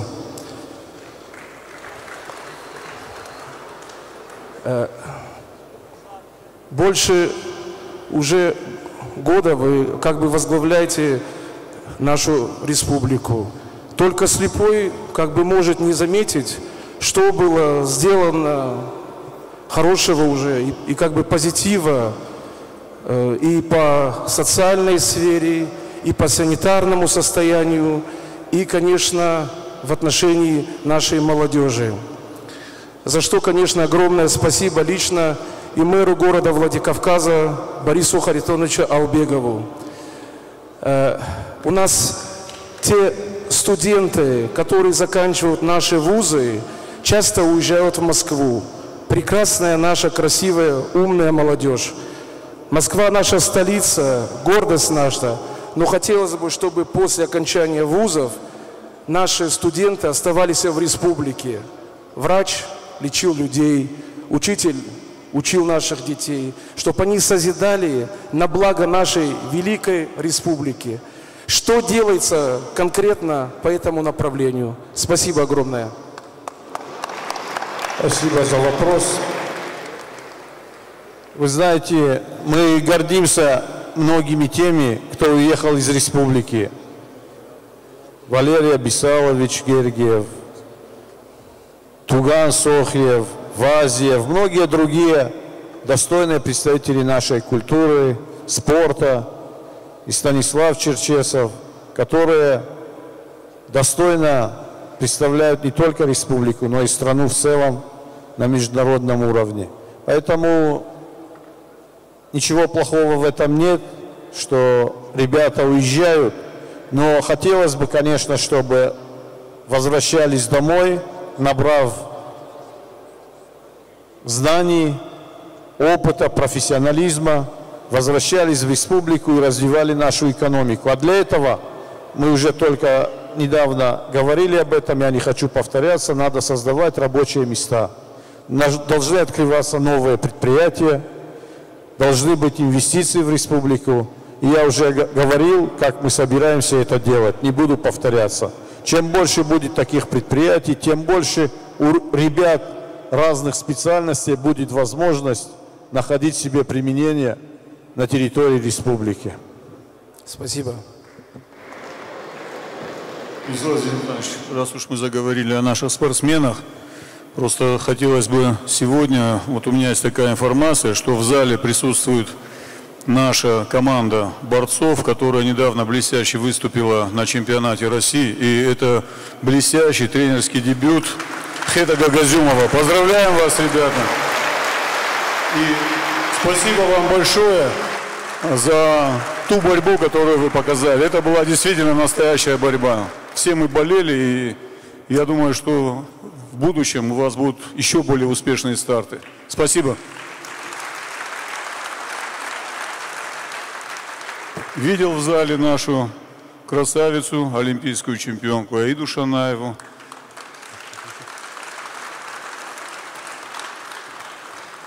Так что не все уезжают.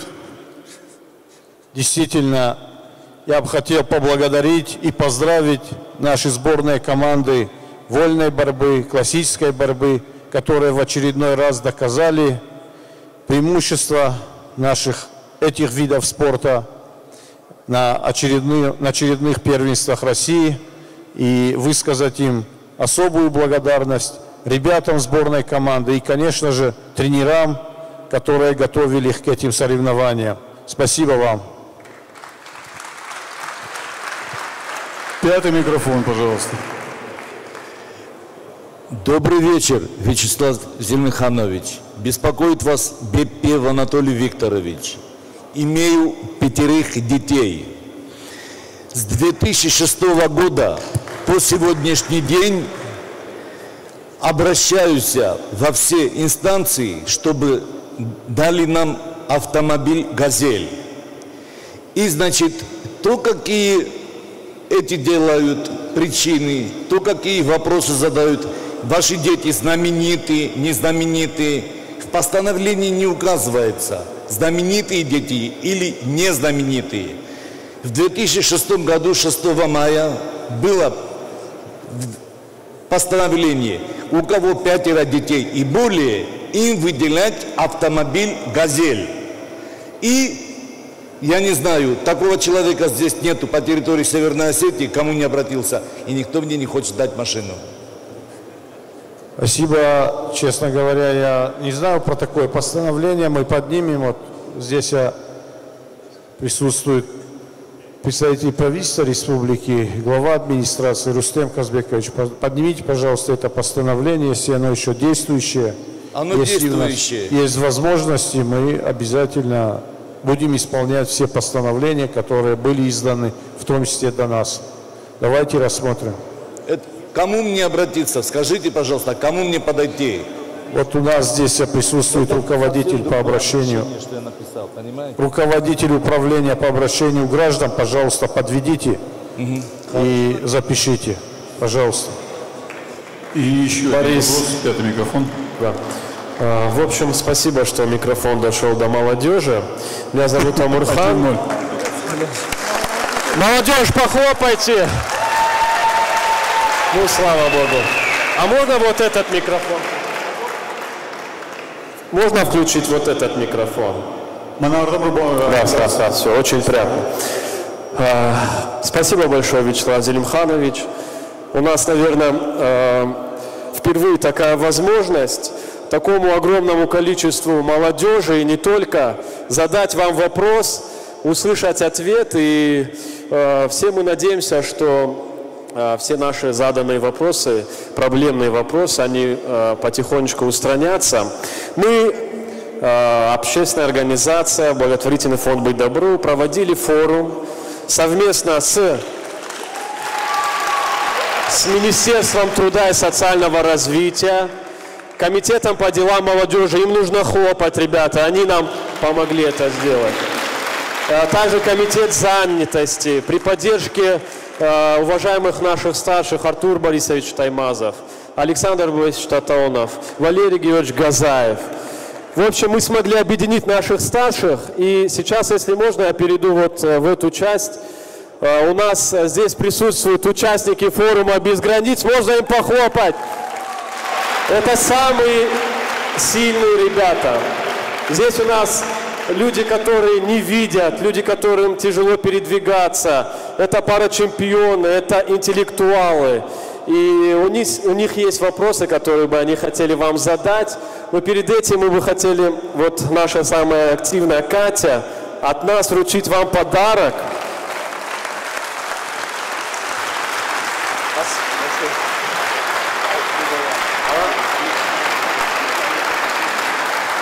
Просто у Кати была мечта, и недавно у нее был день рождения. Поздравим с будущим!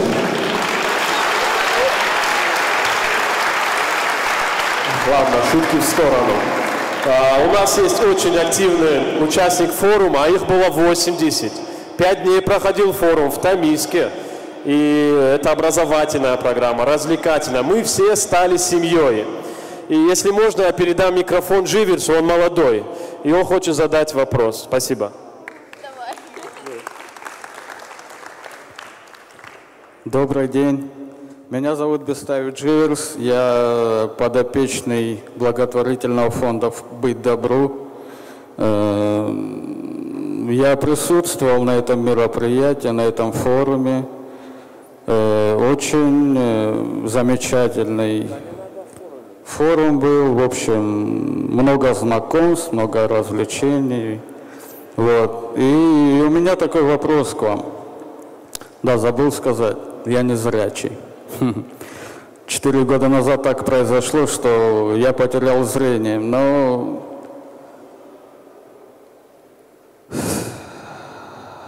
это...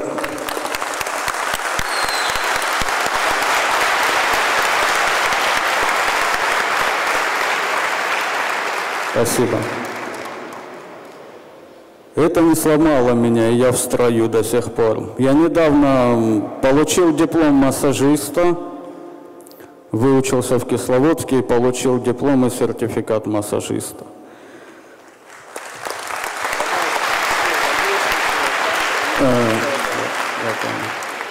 Вопрос у меня следующий. Я бы хотел спросить,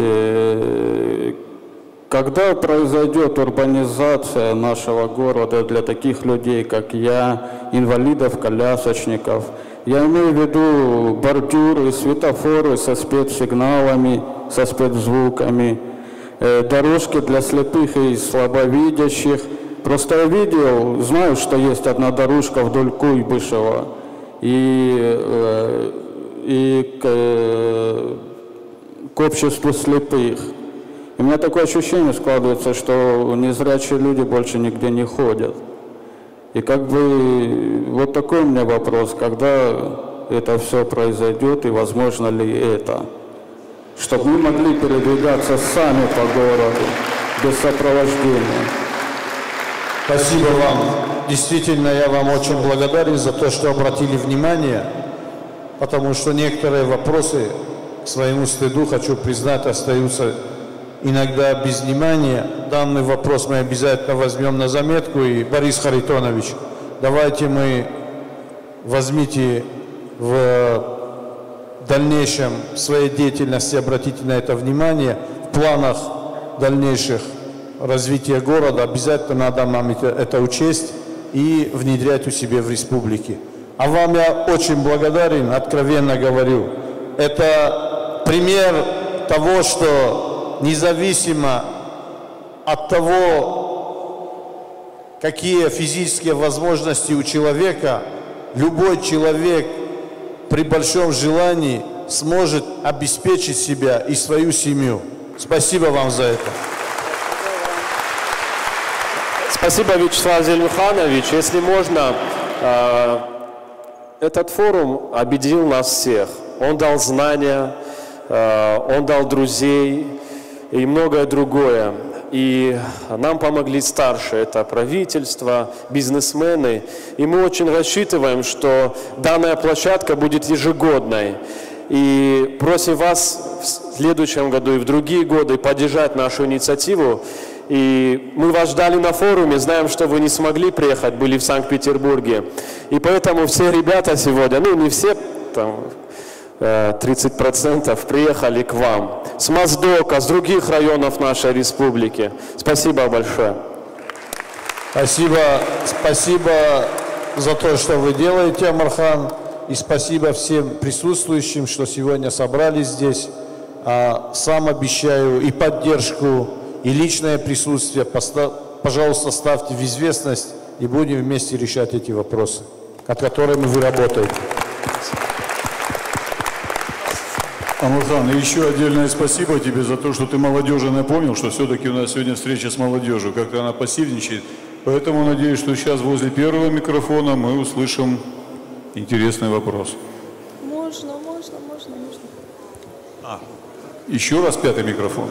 Да, еще раз пятый микрофон. Злоупотребляют пятый микрофон, ну ладно, дамам отказывать нельзя. Слушаем вас. Спасибо большое. Я тоже хочу обратиться как молодой специалист, но только уже из газеты «Слово». И как работник бюджетной сферы, наверное, это один из самых актуальных вопросов бюджетников, вопрос заработной платы, конечно же. Потому что мы знаем, что выше 8 тысяч, да, практически не поднимаются зарплаты уже много лет. И вы, уважаемый Вячеслав Зелимханович, тоже у нас были в гостях в нашей редакции, где, в общем-то, тоже прониклись этим вопросом и решили помочь. Да, мы по вашему поручению подготовили все вопросы, вы тогда пообещали, что вы нам поможете повысить зарплату и так далее. Это для нас на самом деле очень большая проблема, потому что от нас уходят из нашей редакции, в частности, талантливые, перспективные специалисты. С другой стороны, к нам не приходят, опять-таки, тоже на постоянную работу новые кадры. И вот у нас такая большая проблема, но все как-то застопорилось, и дальнейших действий никаких нет. Хотя это было пару месяцев назад, мы все документы подготовили, но ничего. Спасибо, что напомнили, но вопрос не забыть. Мы с главным редактором вашим Альбиной Алисаевой обсуждали эти вопросы. Я сам тогда выступил с инициативой, чтобы вы эти расчеты принесли. И вопрос находится сейчас в стадии решения. Вопрос, связанный опять с бюджетом. Мы сейчас изыскиваем возможности различные, и внебюджетные средства в том числе. И я хочу помощникам поручить, чтобы напомнили мне на новой неделе. Я думаю, что мы вопрос этот уже окончательно решим. Спасибо. Спасибо большое. Надеюсь, что скоро решится этот вопрос. Спасибо. Первый микрофон, пожалуйста. Добрый день. Уважаемый Вячеслав Зелимханович, меня зовут Роман Чубинец, я представляю молодежь Национального культурного общества «Русь». Частично вы ответили на один из моих вопросов, но разрешите я оглашу весь вопрос. Вопрос в следующем. Проблема трудоустройства – одна из самых острых вопросов для молодежи нашей республики. И одна из проблем, с которой, мы думаем, многие сталкивались, это родственный протекционизм. На работу стремятся принять преимущества родственников, что способствует широкому распространению коррупционных схем и снижению профессионализма действующей системы управления. Данная проблема охватывает не только нашу республику. Этот вопрос является ключевым для региона и для нашей страны в целом. В 2015 году в Государственную Думу Российской Федерации был направлен законопроект о запрете совместной работы близких родственников, но не встретил он там одобрения и закрыт был. В связи с этим вопрос следующим. Хотелось бы услышать ваше мнение, уважаемый Вячеслав Зелимханович, относительно совместной работы родственников в госорганах, а также нас, как прогрессивную молодежь, которая любит свою республику, очень интересуют методы, которые планируется применять на государственном уровне во избежание негативных последствий конфликта интересов сотрудников государственных администраций. Спасибо. Спасибо за вопрос. Я с вами полностью согласен. Никакого протекционизма, я уже об этом говорил. Никакого протекционизма, никаких родственных связей, кроме профессионализма, не должны превалировать при определении той или иной кандидатуры на ту или иную должность. Это моя твердая позиция. Члены правительства об этом знают, и буду всегда над этим работать. Поэтому, когда обращаюсь ко всем присутствующим и тем, кто смотрит нас в прямом эфире, такие факты наблюдаются. Я и сегодня озвучу еще раз свой телефон так называемой горячей линии. Буду рад, если будут сообщать о таких проявлениях, для того, чтобы с ними бороться и не допускать. И еще один вопрос вот такого характера. Я предприниматель, и у меня есть огромное желание заниматься сельским хозяйством, потому что, на мой взгляд, это довольно-таки актуальная тема в современных реалиях. Но возможность реализации данного проекта без господдержки сводится к минимуму, а иногда и к нулю. В связи с этим моя семья уже второй год подает заявку на получение гранта в Министерство сельского хозяйства для поддержки начинающих фермеров. И второй год подряд по каким-то причинам неформальным мне отказывают. Ну, это такие причины в какой-то степени незначительные, в какой-то степени легко решаемые, а в какой-то мере даже спорные. Но вопрос не в этом, вопрос в другом. В данной системе распределения грантов отсутствует такая, скажем так, процедура возможности оспорить то или иное решение. При наличии этой процедуры работа ведомства или министерства была бы очень прозрачной и открытой. Вот хотелось бы еще обратить ваше внимание, Вячеслав Зелимханович, на этот вопрос и по возможности усовершенствовать эту систему распределения грантов, чтобы она была более прозрачной, открытой и понятной для начинающих предпринимателей. Спасибо большое. Я с вами полностью согласен. Все распределения бюджетных средств должны быть максимально прозрачны и справедливы. И хочу ко всем обратиться, к молодежи, которая здесь собралась. Если у кого-то есть инвестиционные проекты, и им нужна помощь, я лично готов сопровождать эти проекты. Готов давать свой сотовый телефон и всегда быть на связи. А к вам хотел обратиться и попросить вас, чтобы вы вошли в ту комиссию, о которой вы сказали, по распределению грантов. И если у вас есть предложения, чтобы вы их в работе данной комиссии внедрили. Я откровенно вам говорю и прошу. Поэтому, пожалуйста, вы подойдите в понедельник, Ирина, от Управления по обращению граждан, Алдатова Ирина, вы организуете встречу с вице-премьером, курирующим сельское хозяйство, Ахшарбеком Сабаткоевым, для того, чтобы вас включили в состав этой комиссии и вы помогли внедрить те предложения, которые у вас есть. Я откровенно вам говорю, не потому, что вы вот задали вопрос, я специально вам говорю, а действительно буду благодарен. И действительно буду благодарен, если вы до народа потом будете доводить все честно и справедливо. Спасибо большое. Спасибо, Вячеслав Зелимханович, за столь открытую беседу и весьма продуктивную. Спасибо. Всего доброго. Я хотел по просьбе главы республики обратиться ко всем присутствующим. У кого нет, записать телефон для прямых обращений. Если готовы, код 989. Пишите 989. Далее 039 66 77. 039 66 77. Я хочу пояснить по использованию данного номера телефона. Конечно же, у меня нет возможности постоянно находиться на этом телефоне, но всегда на этом телефоне находится помощник. Один из помощников, которые все вопросы записывают.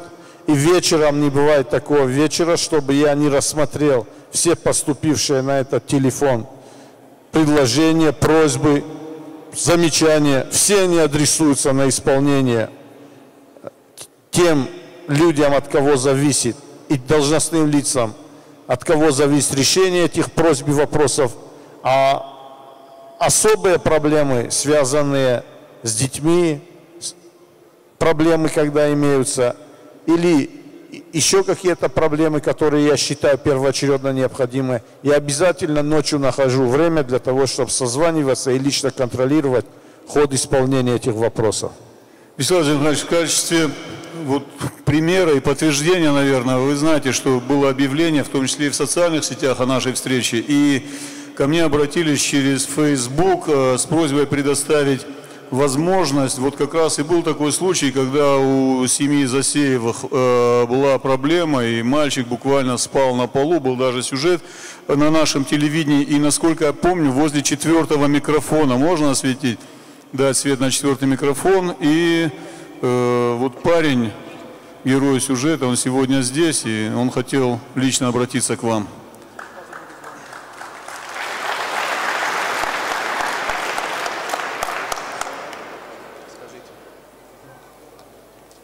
Здравствуйте.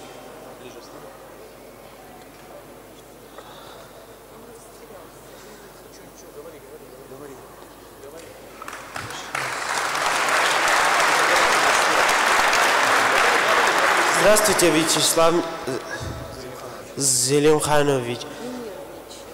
Я хочу вас поблагодарить за то, что вы нам помогли материально и помогаете строить дом. Я отпросился с больницы, чтобы вам это лично сказать сегодня, в этот вечер.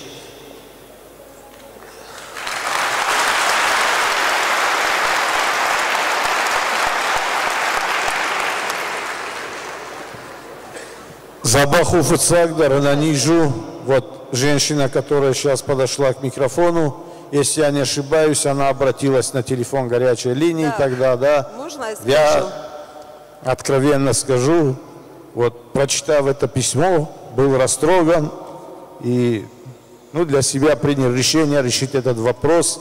Не для того, чтобы здесь об этом говорить, но вопрос решает, как всегда, наш меценат и министр строительства нашей республики Руслан Кузьмич Икаев, за что спасибо ему. И я думаю, что в ближайшее время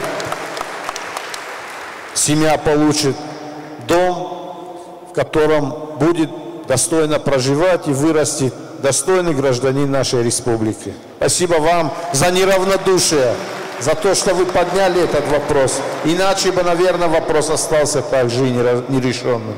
Спасибо вам.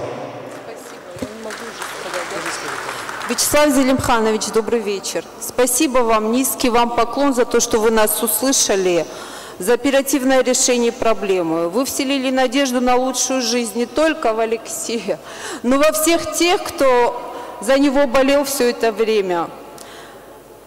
Храни вас Бог. Спасибо вам огромное. Спасибо. Спасибо. Я также хочу сказать, что не для рекламы, мы сегодня здесь не для этого собрались, а для того, чтобы всех выслушать.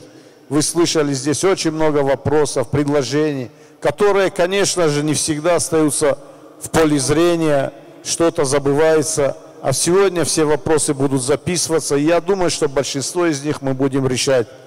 И хочу сказать, что всему руководству республики ставится задача, где бы ни находился гражданин, представитель нашей республики, в какой бы точке мира он ни находился, он всегда должен знать, что на родине всегда он найдет поддержку, понимание, если, конечно, он достойно представляет нашу республику. И в какой бы жизненной ситуации он ни оказался, мы всегда все вместе будем рядом с ним.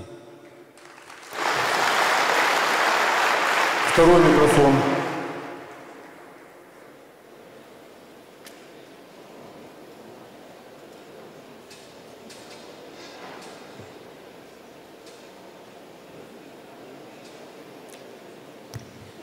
Все работает.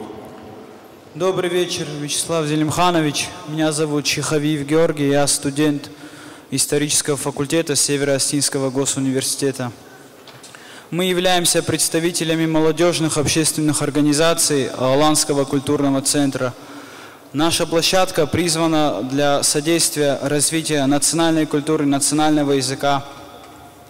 Мы знаем то, что вы неравнодушны к национальной культуре. У меня такой вопрос. Чем сегодня наш Аланский культурный центр может быть полезен для Осетии? Спасибо. Я в начале своего выступления, в начале нашей встречи сказал об этом, что и центр, в который вы входите, и вся наша молодежь сегодня должна быть вместе с руководством республики, не разделяясь. Мы должны вместе решать те проблемы, которые в республике накопились. Сегодня мы часть этих проблем услышали. Я с радостью готов решать и выделять средства. Бюджет открыт, любой его может смотреть. Но его надо наполнять, чтобы бюджет увеличивался. Это нам позволит финансировать и федерации, и культуру, и науку, и все остальные программы развития республики. Поэтому я буду благодарен всем, кто неравнодушно будет подходить прежде всего к исполнению своих обязательств на том рабочем месте, на котором он находится.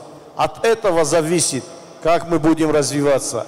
И, конечно, буду благодарен, если я буду получать предложения от вас. Я не для камеры это говорю, откровенно и честно говорю.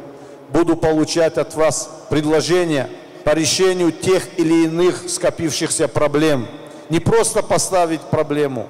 Да, это тоже помощь. Мы будем решать эти проблемы. Но когда будут поступать предложения, и неравнодушно каждый молодой человек будет реагировать на то, что творится в республике, если где-то кто-то вымогает деньги и создаются какие-то коррупционные схемы, я буду благодарен, если мы вместе будем воевать с этими коррупционерами и с теми, кто мешает развитию республики. Я буду благодарен всем, в том числе журналистам небезразличным, если, замечая пороки общества, если замечая нерасторопность или же равнодушие того или иного чиновника, будут обращаться на телефон моей горячей линии, сообщать об этих случаях, и мы вместе будем пресекать все эти пороки и недостатки нашего общества. Только так, очищаясь, мы сможем двигаться вперед. А то, что я буду реагировать, и то, что мы вместе будем, это я всем ответственно говорю. Спасибо.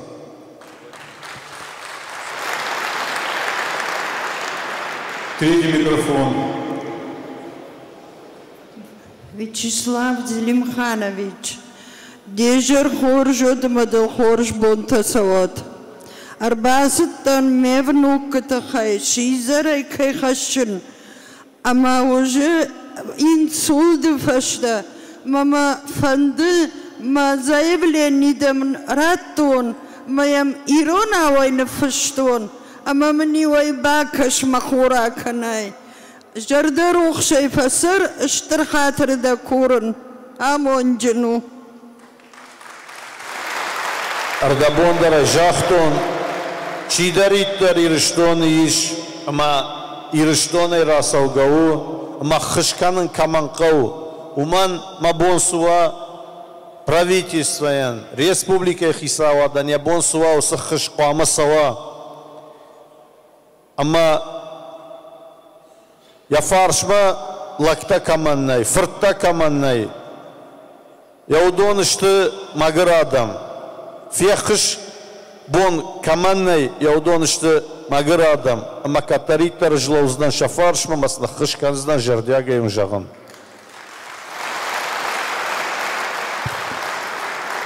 Четвертый микрофон.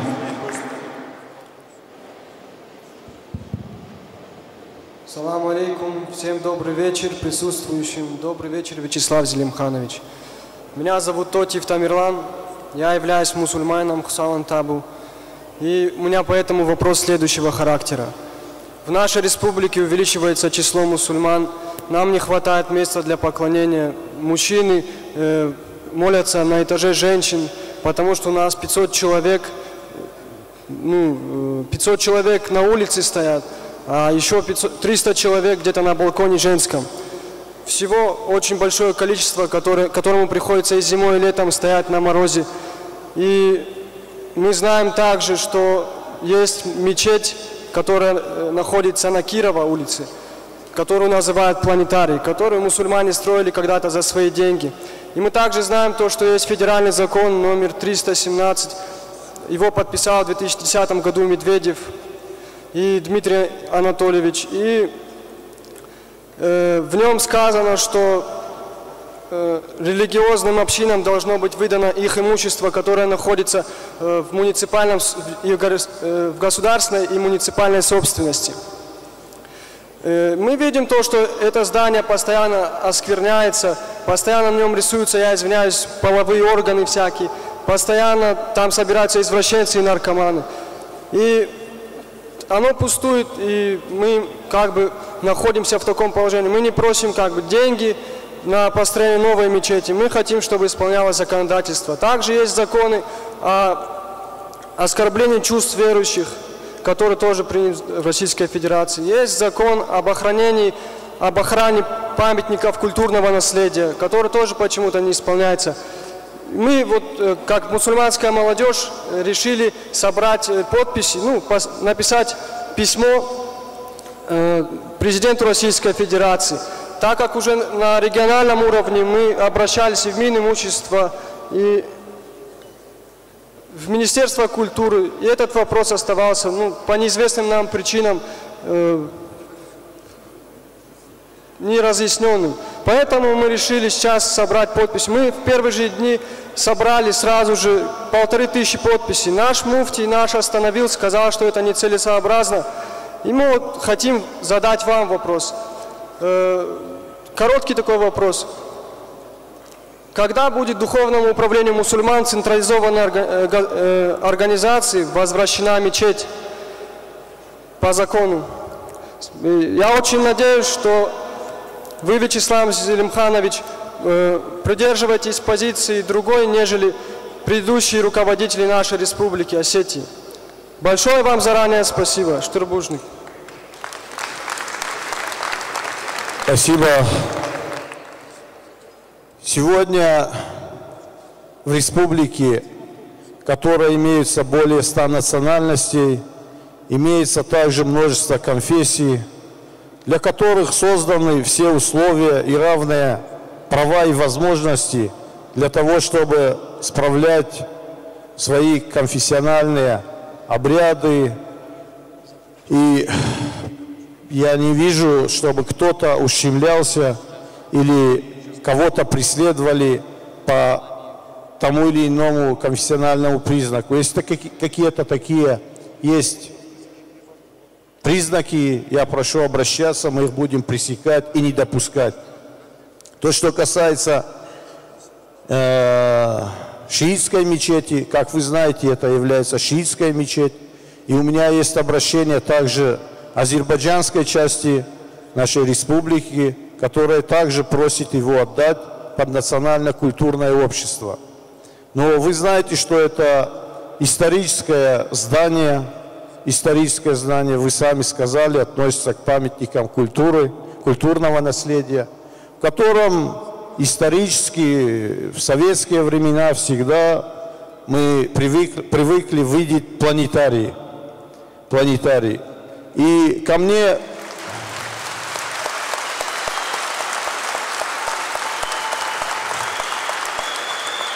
когда я год назад пришел руководителем республики, ко мне поступило очень много обращений, в том числе, как вы сказали, потому что помещение пустует, и помещение стало пристанищем, как вы уже говорили, для наркоманов или и так далее и тому подобное. После этого было принято решение, после многочисленных обращений, как я уже сказал, возродить там также планетарий. И на внебюджетные средства именно тех людей, которые обращались в мой адрес, без моей помощи, без помощи бюджета республики, была перекрыта крыша, было застеклено данное помещение. И сегодня это помещение охраняемо. Я сегодня знаю, что там никаких таких вещей больше не происходит. И в ближайшее время эти же ребята, которые обратились тогда на мое имя, сегодня разрабатывают и заканчивают проектирование для того, чтобы возродить и иметь для наших младших там планетарии. А то, что касается нехватки мечети, мы об этом в ближайшие дни мы договорились с муфтием Хаджи Муратом Гацаловым встретиться. Будем обсуждать эти вопросы. Спасибо. Пятый микрофон. Пятый. Здравствуйте, это еще раз я. Если можно, я передам вопрос нашим друзьям, которым тяжело немного находиться здесь, и они хотят задать вопросы. И если можно, включить радиомикрофон. Раз. Это чудо нашего форума, Провоторова Анастасия. Она сама расскажет за себя, и у нее есть вопрос. Здравствуйте. Я бы хотела поблагодарить лично Мухана. Это не надо. И рассказать о себе. Меня зовут Настя Провоторова. Я бы хотела задать вопрос о развитии танцевального спорта в нашей республике. Танцевального на колясках. И если можно, хотела бы рассказать немного. У нас была секция танцевального спорта общества лидеров, под эгидой которого мы с нашим коллективом ходили на занятия, на тренировки, но она сейчас, к сожалению, закрылась. Закрылась из-за того, что нету, повысили арендную плату, это во-первых.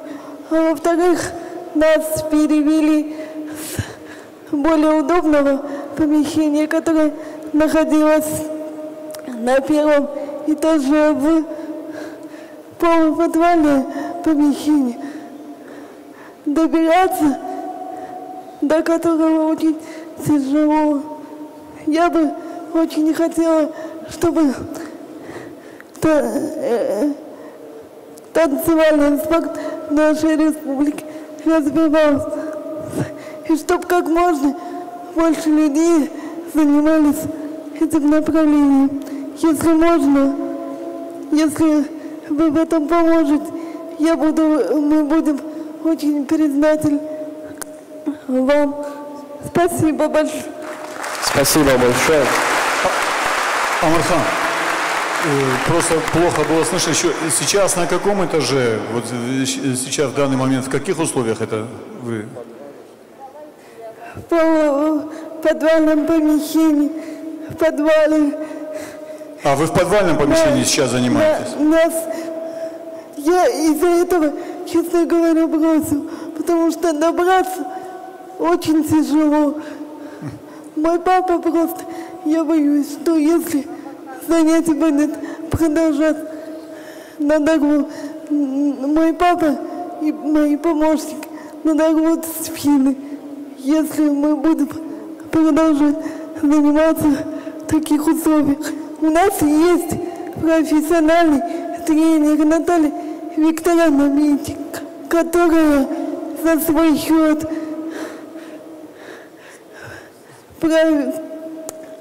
приобрела оборудование, приобрела несколько колясок для занятий спортом.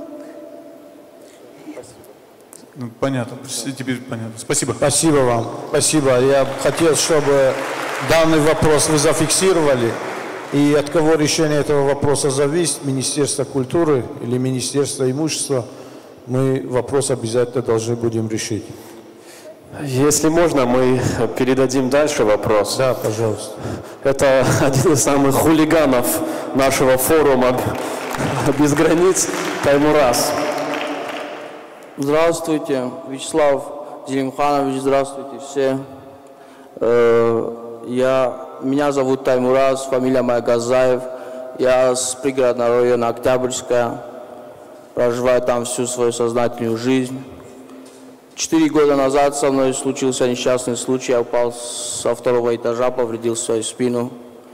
Из этих 4 лет 2 года я состою на учете трудоустройства и занятости. И я хотел задать вопрос, какой, ну вот есть 2 или 3% того, что люди такие, как мы, чуть-чуть отличающиеся от вас или от общества, на колясках, у которых есть инвалидность. Вот какую бы работу вы могли нам предоставить в нашей республике? Трудоустроить, да. Спасибо. Полностью с вами также согласен. Над этим мы обязательно тоже будем работать для того, чтобы рабочие места создавались. Сегодня есть закон республики о трудоустройстве инвалидов, но, к сожалению, надо признать, что он в полной мере не работает и не обязывает работодателей всех обеспечивать работами. Здесь, конечно, надо понимать и работодателей тоже, потому что часто работодатель не располагает такими рабочими местами, поэтому здесь правительству надо более глубже поработать для того, чтобы такие рабочие места изыскивать. Ирина, вы записывайте, пожалуйста, эти все вопросы, мы их потом будем отдельно на совещании с правительством рассматривать. Спасибо большое. У нас есть еще один вопрос, я думаю, никто не будет против. Тимур Газдаров.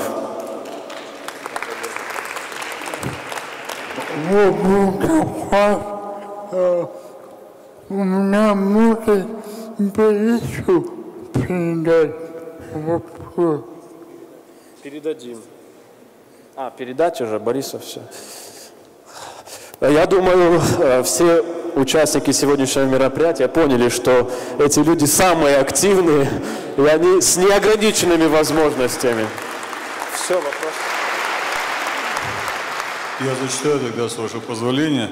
Вячеслав Зелимханович, из уст моих знакомых, из открывшихся источников стало известно, что в нашей республике существуют проблемы с обеспечением инвалидов необходимыми средствами реабилитации, в частности, из-за нехватки средств в бюджете, как отвечают в органах власти и в суде, множество людей не могут поручить многопрофильные кровати, аппараты для сердца и остальное. Люди умирают каждый день, так и не дождавшись этих средств помощи от государства. Скажите, пожалуйста, видите ли вы решение этой проблемы? Можно ли привлечь инвесторов из наших состоятельных земляков и хотя бы какую-то часть этих людей обеспечить необходимыми средствами реабилитации? Я, в свою очередь, попытаюсь через форум МАШУ выиграть грант, который также направлен на решение проблемы, чтобы тем самым как-то помочь людям и бюджету республики. Спасибо. Спасибо. Здесь у нас присутствует министр труда и социального развития. Игорь Владимирович, вы по этому вопросу что-то можете пояснить? Поясните тогда. Работает, да? Да, значит, по обеспечению техническими средствами реабилитации могу сказать, что они обеспечиваются ими обеспечиваемы в соответствии с индивидуальной программой реабилитации, которую составляют органы медико-социальной экспертизы. И скажу, что существует федеральный перечень технических средств реабилитации, А наша республика приняла решение, чтобы этот федеральный перечень дополнить. То есть в нашей республике этот спектр, так сказать, он более широкий, нежели на федеральном уровне. И вот то изделие, о котором идет речь, это многофункциональная кровать, она как раз-таки входит в перечень республиканский. Мы средства на обеспечение техническими средствами реабилитации закладываем в республиканскую программу «Доступная среда». И ту очередь, которая, к сожалению, на сегодняшний день есть, мы в ближайшее время ликвидируем, потому что и на следующий год мы еще большие средства заложили в бюджет. Пожалуйста, вы возьмите на контроль и доложите цену вопроса. Если в бюджете не заложено, будем исправлять ситуацию, но нужно, чтобы ребята были всем обеспечены. Хорошо. И не ждали грантов, и не решали сами этих вопросов. Хорошо. И если можно, у нас последний вопрос. Стрелки просьба. Крайне. Просьба.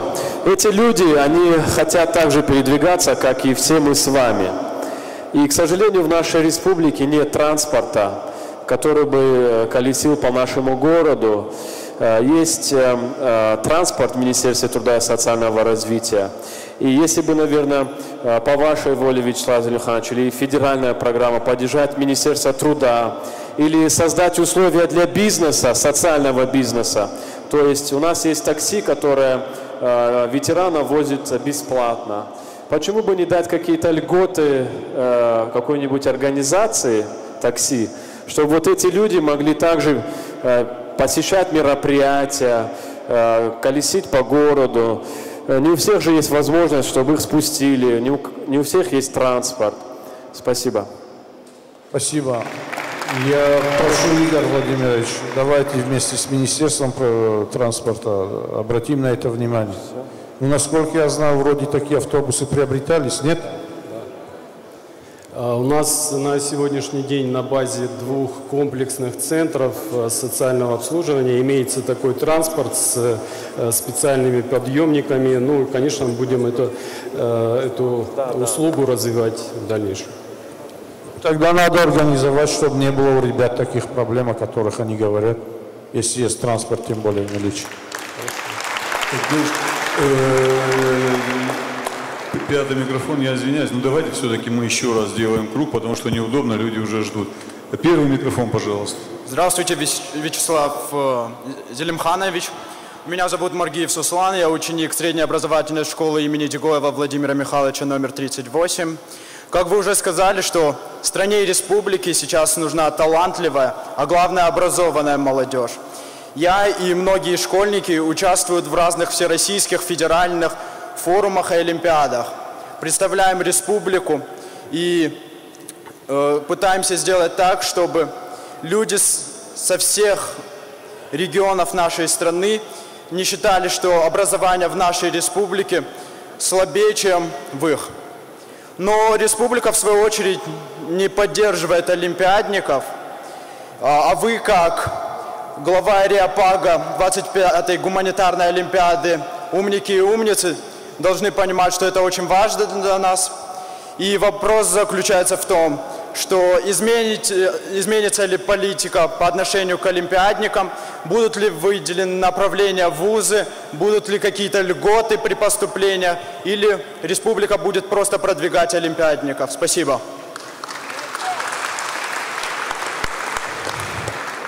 Да, вы правы. Конечно же, республика должна развиваться. Для того, чтобы республика развивалась, нужна наука, нужны молодые кадры, которые будут развивать эту науку. И, конечно же, мы будем оказывать всяческое содействие. Поэтому, пользуясь случаем, я вот министру образования хочу поручить, чтобы провели еще раз ревизию, чтобы была выстроена комплексная программа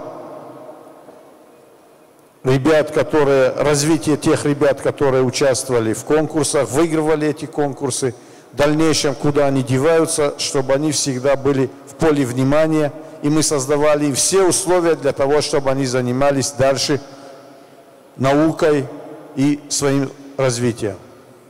Все, спасибо. Второй микрофон.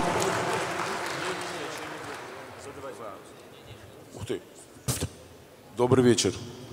Вячеслав Низиханович, Алексей Лазариди, тренер-преподаватель по фехтованию. Работаю 17 лет тренером по фехтованию.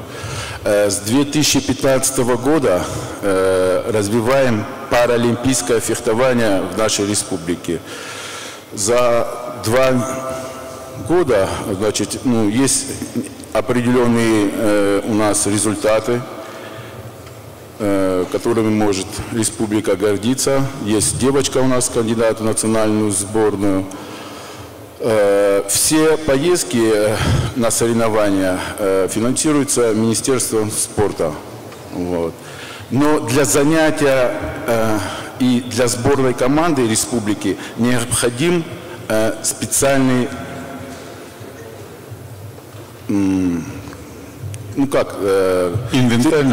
инвентарь, да, там определенные коляски, то есть своя специфика.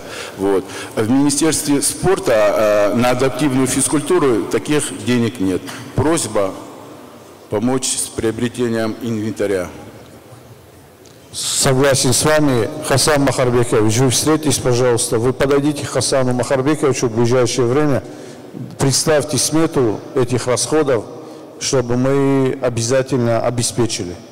Как мы это будем делать, это уже наша с вами проблема, бюджетная, внебюджетная, но желающих, тем более ребятах, о которых бы сказано, которых мы здесь видим, которые вызывают чувство восхищения своей волей, своим духом, своим характером, мы обязательно будем содействовать и всячески обеспечивать. Спасибо, спасибо. Хотелось бы его сейчас добавить, тут вопрос непосредственно был задан по транспорту. Значит, и у нас в республике школа «Стимул», это для лиц с нарушением опорно-двигательного аппарата. Да? Конечно, хотелось бы такую машину с подъемником приобрести, чтобы республика приобрела тоже непосредственно для этой спортивной школы, для того, чтобы люди, которые живут в Октябрьском, в Ордоне, они хотят заниматься, но у них варианта нету приехать, вот, допустим, в город, в тот же манеж, поняли, да, чтобы потренироваться, тем же фехтованием заниматься. У нас футбол хорошо, пара развит, ДЦП, вот, легкая атлетика в порядке, тяжелая атлетика есть, вот ребята, я тут смотрю, все сидят. Вот, то есть транспорт необходим. Всего 2 машины у нас.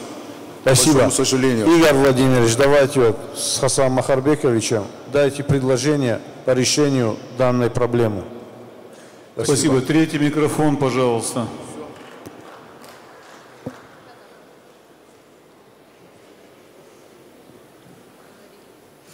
Добрый вечер, Вячеслав Зелимханович. Зовут меня Кузаева Зараса. У меня такой вопрос. Мы тоже являемся дольщиками, обманутыми дольщиками Тулуза Интерсервис. Я имею 4 детей. У меня ребенок инвалид, который нуждается в протезировании, в оперативном лечении, неоднократном. Мы несколько раз, уже 1,5 года обращаемся к Загоеву Герману, чтобы он вернул нам вложенные средства. Мы оплатили полную сумму, но все безрезультатно. 3 обращения я писала и к вам, но то же самое. Я хочу сказать, что где-то, наверное, с полгода назад, а может еще раньше, мы вот с обманутыми дольщиками, той организацией, о которой вы сказали, я лично сам встречался. Тогда вот тот человек, о котором вы сказали, мы его тоже туда пригласили.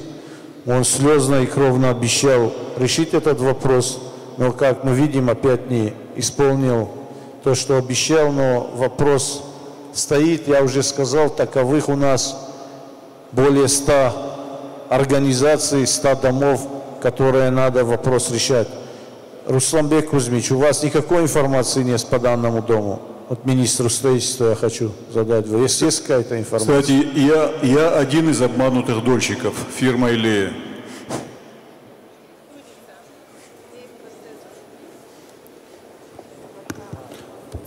По данному дому инициативная группа старается достроить дом. Данная гражданка обращалась и в Минстрой. Мы собрали застройщиков, чтобы все вместе мы выкупили ее квартиру, вот эту воздушную квартиру, которая не существует. Мы постараемся ее сами купить, а данной гражданке вернуть ее деньги. Вы в курсе этой проблемы, да, Руслан Жужин? Ну, попрошу, чтобы мы решили этот вопрос. Спасибо. 4-й микрофон.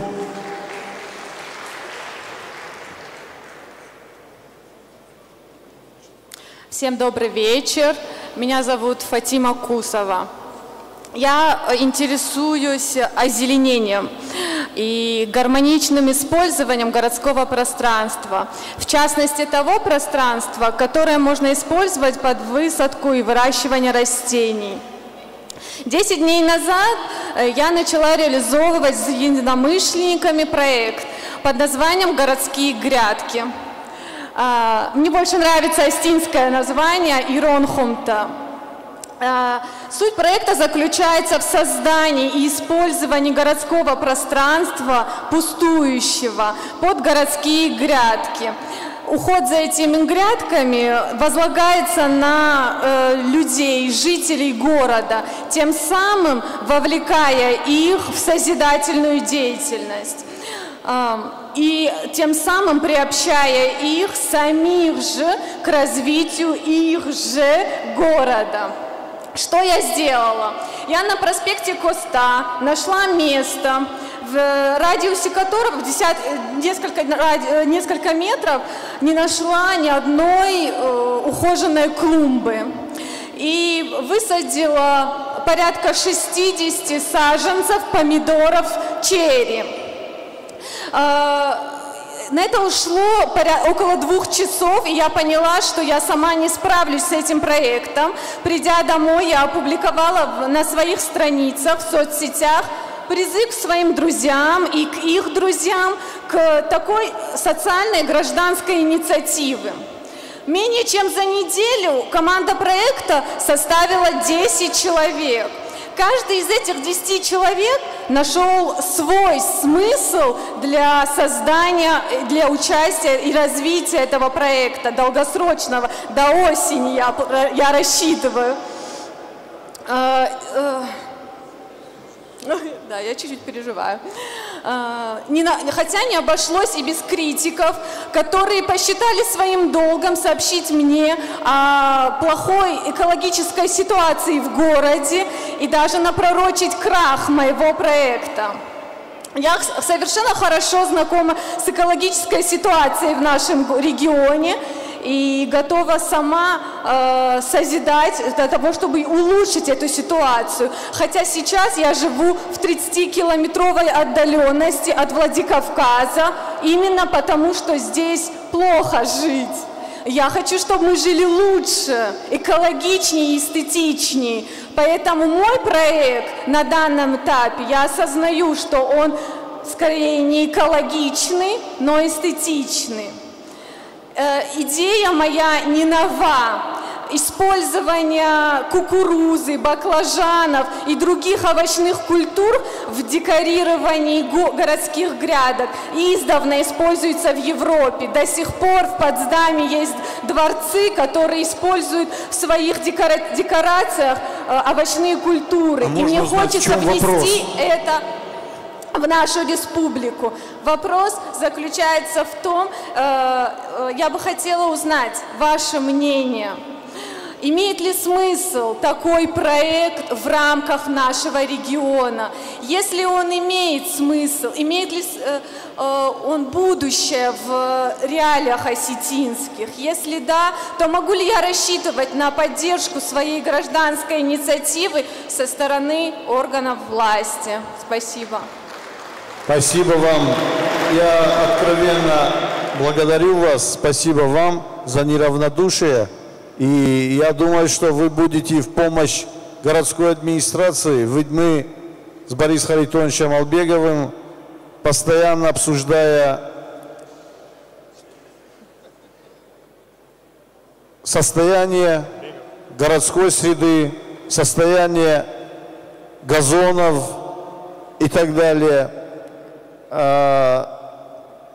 вот беспокоимся о решении этих проблем, о которых вы сказали. Поэтому я вам буду очень благодарен, и, наверное, Борис Харитонович тоже полностью поддержит вашу инициативу, если мы с осени начнем реализовывать этот проект и будем такими посадками заниматься. Не надо, наверное, и осени тоже ждать.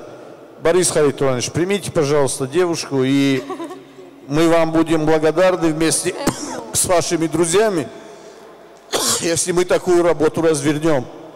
Я часто, проезжая по городу, обращаю внимание на то, что мы боремся с чистотой, но состояние города все равно не меняется с точки зрения вот красоты города, потому что мы видим затоптанные газоны, плохие фасады наших зданий, и мы договорились с Борисом Харитоновичем о том, что над этим будем работать. И вы бы могли и взяли бы на себя часть этой работы, за что я был бы вам очень благодарен. А на критиков не обращайте внимания. Что бы вы ни делали, как бы это ни было во благо, найдутся обязательно те, кто вместо того, чтобы помогать, будут вас критиковать. Так что не обращайте внимания. Борис Харитонович, пожалуйста, дайте возможность ребятам реализовать идею. Хорошая идея. Да. Вячеслав Зинханович, кстати, по поводу критиков, действительно, чем бы человек ни занимался, он всегда подвергается критике. Не подвергается критике тот, кто ничего не делает. И в последнее время, не в последнее время, а это уже как бы стабильно, многие годы в нашей республике, всегда есть люди, которые недовольны работой власти. Это, в принципе, наверное, правильно. И правильно, если это обосновано. И вот сейчас мы приближаемся к выборам. В сентябре у нас будут выборы. Лидеры, ну скажем, ведущих наших партий в республике, они уже не первый год на этом поле.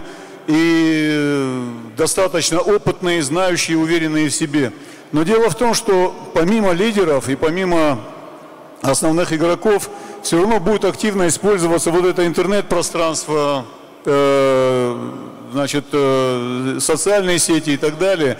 И очень хотелось бы, чтобы вот любая критика, она была здоровая, обоснованная, она была продуктивная, она была созидательная. И вот недавно было такое предложение, мы вот несколько человек сидели, разговаривали и хотели вам предложить вот что. Дело в том, что готовы ли вы, как глава республики, встретиться с самыми, ну скажем, основными действующими нашими лицами в области журналистики, в области, в том числе и пользователями, ну, блогерами, да, пользователями социальных сетей, для того, что не с теми, которые, ну, скажем, разделяют ваше мнение, ваш курс, а как раз таки те, кто критикуют, те, которые больше всего высказывают претензии к вам, как руководителю, готовы ли с ними встретиться в открытом разговоре и вот так, чтобы это было доступно всем, ответить на многие вопросы, которые муссируются постоянно по кругу. Есть вот такое предложение, как вы к этому относитесь? Я благодарен вам, Борис, за такое предложение. Действительно, знаете, нет, наверное, таких людей, которые не ошибаются. Как говорят, не ошибается тот, кто ничего не делает. И тогда, конечно, возникает критика. В этом случае эта критика конструктивна. И я откровенно говорю, часто сам использую это в своей работе для того, чтобы исправлять эти ошибки или потребовать всех нерадивых чиновников, которые допускают эти ошибки. И поэтому благодарен всем, те конструктивно критикуют власть. Но даже те, кто это делает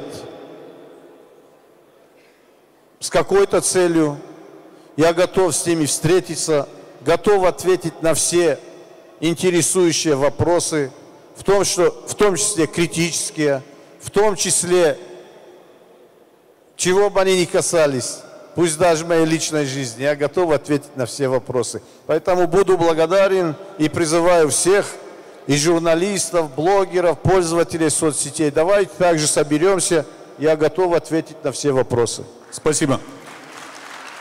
Тогда Передаем слово пятому микрофону. И с вашего позволения, уважаемые друзья, давайте вот пятый микрофон, еще делаем один круг, короткие вопросы. Модераторы на микрофонах, на ваше усмотрение, пожалуйста, отберите конкретные вопросы. Пусть это будут самые острые вопросы, да, но я думаю, что все-таки уже и время, и нам нужно понемногу закругляться. Пожалуйста, пятый микрофон. Здравствуйте. Алана Гадзасова, ГТРК «Алания». Я приветствую всех участников встречи. Вас, Вячеслав Зелимханович. Чуть-чуть можно громче? Да, пожалуйста. ГТРК «Алания», Алана Гадзасова. Вопрос такой. Вот на днях пришла неприятная новость о нападении на журналиста Петра Плиева. И предположительно это нападение каким-то образом связано с его профессиональной деятельностью и материалом, который он опубликовал в российской газете.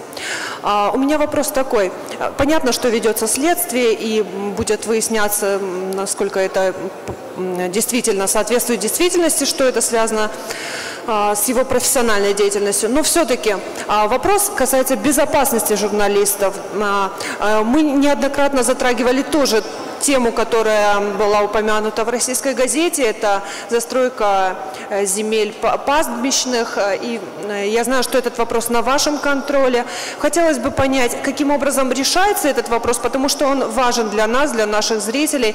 И также вопрос безопасности журналистов. О чем бы они ни писали, были они представителями государственных СМИ или, может быть, оппозиционных каких-то по закону о средствах массовой информации, они обязаны быть обеспечены безопасностью. Вот об этом.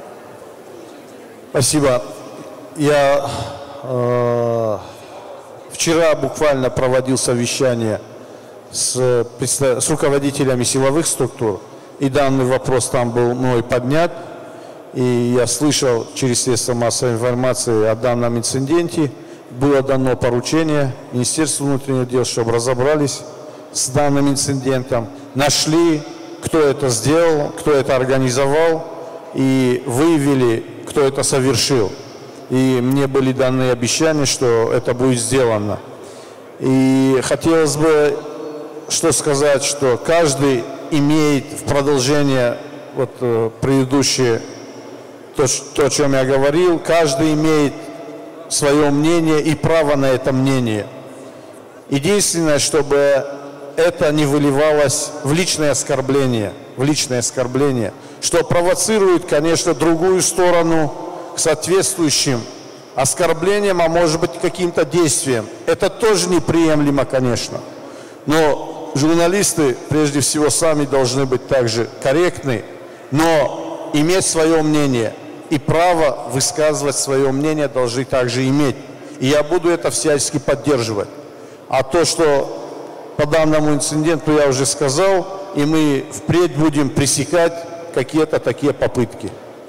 Спасибо. Еще маленький комментарий, связанный с другой темой. Помимо того, что я журналист и редактор, я еще занимаюсь мультипликацией и веду кружок для детей.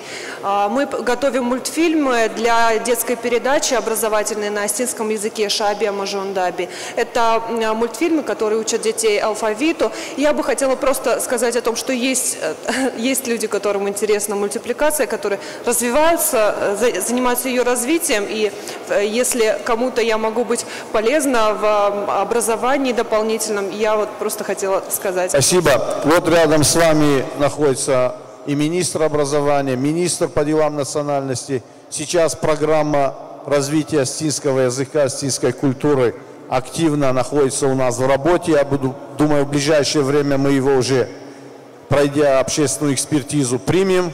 И я бы просил вас принять участие в реализации этой программы. В том числе и в том вопросе, о котором вы сказали, снятие мультфильмов на нашем астинском национальном языке. Спасибо. Первый микрофон. Следующий круг будет ваш. Первый микрофон, пожалуйста. Добрый вечер. Олег Цагаев. В августе 2016 года вы проводили с гражданами встречу. Значит, на той встрече мы обозначили такую проблему создания национально-культурного центра на Московской 4. вы, Вячеслав Зелимханович, выразили свое одобрение на создание социально значимого объекта культуры. И на сегодняшний момент данный объект готов, ведутся внутренние работы. И мы от лица коллектива студии национального танца «Артар», от коллектива, который всеми силами в кратчайшие сроки построил указанный социально значимый объект, от родителей детей говорим огромное спасибо за оказанное содействие. Социальная значимость указанного объекта заключается в том, что люди, семьи, которые не могут позволить детей привести, малоимущие, значит, дети-сироты, они обучаются на национальных инструментах, языку, танцам совершенно бесплатно. Это все благодаря вам. Огромное вам спасибо. Уважаемый Вячеслав Зелимханович, пусть все ваши начинания заканчиваются победой. Спасибо. Ну, моих особых там достижений не было в решении этих вопросов, просто вам оказали содействие администрации, они должны были это сделать, тем более в таком хорошем деле. Но буду благодарен, если пригласите на открытие. Спасибо. Спасибо вам. Второй микрофон, пожалуйста. Всем добрый вечер. Зовут меня Гацалов Алан Мусаевич, представляю молодежь Иравского района. Во-первых, если можно, хотелось бы посоветовать и модераторам побольше принимать вопросы, которые касаются всей молодежи, и отклонять личные вопросы, персональные проблемы какие-то, потому что очень много вопросов остростоящих перед молодежью нашей республики, а мы обсуждаем личные проблемы. Вот на следующий раз, если можно, такое красивое мероприятие было бы еще красивее, на мой взгляд. Спасибо. Спасибо вам большое. Также от молодежи Иравского района хотелось бы задать следующий вопрос. Наши соседи всеми правдами и неправдами пытаются стать аланами. Переписывают историю и строят аланские ворота. Может, пора и нам уже что-то делать, потому что все козыри у нас. Наши предки, они сделали все для нас. Нам не нужно придумывать историю, нам нужно ее просто отстаивать. Спасибо большое.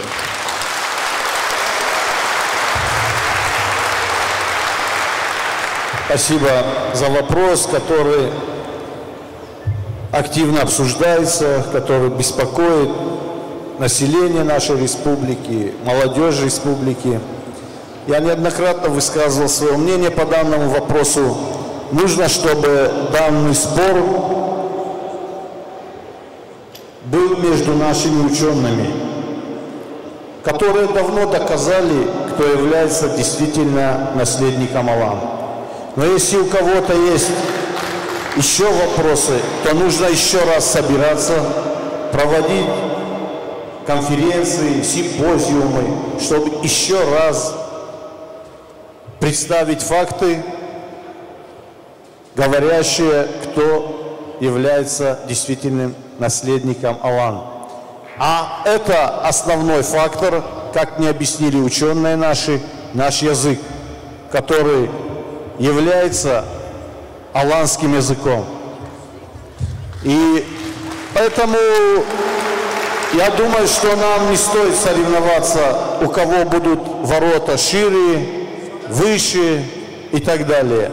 Главное, чтобы наши ученые умели это доказать, а это они неоднократно делали. Спасибо. Спасибо. Вячеслав Зелимханович, от лица молодежи республики хочу вас заверить в том, что мы не только будем гордиться достижениями наших предков, но и будем сами делать так, чтобы и наши потомки гордились с нами. Спасибо большое. Спасибо. Хорошие слова. Коштай жагдау, нафудал тарухшак, дахадаг мумбаж. Бужник. Если можно, я воспользуюсь, злоупотреблю своим положением. Вот девушка еще. Спасибо большое. Здравствуйте, Вячеслав Зелимханович. Здравствуйте, уважаемые присутствующие.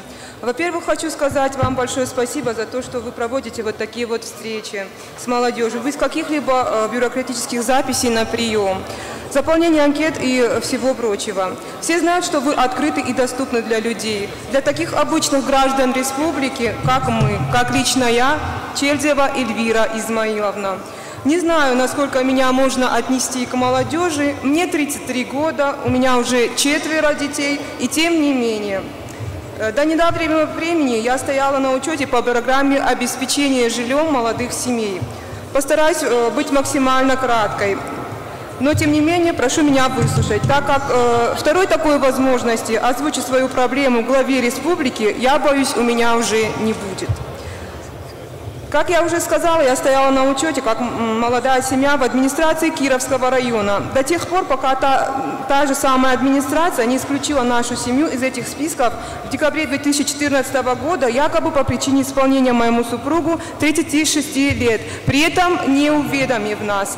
Все бы ничего, правила программы на самом деле составлены таким образом, однако дело в том, что именно администрация попросила меня в 2013 году обновить все документы в учетном деле, так как в районных списках я стояла под номером 1.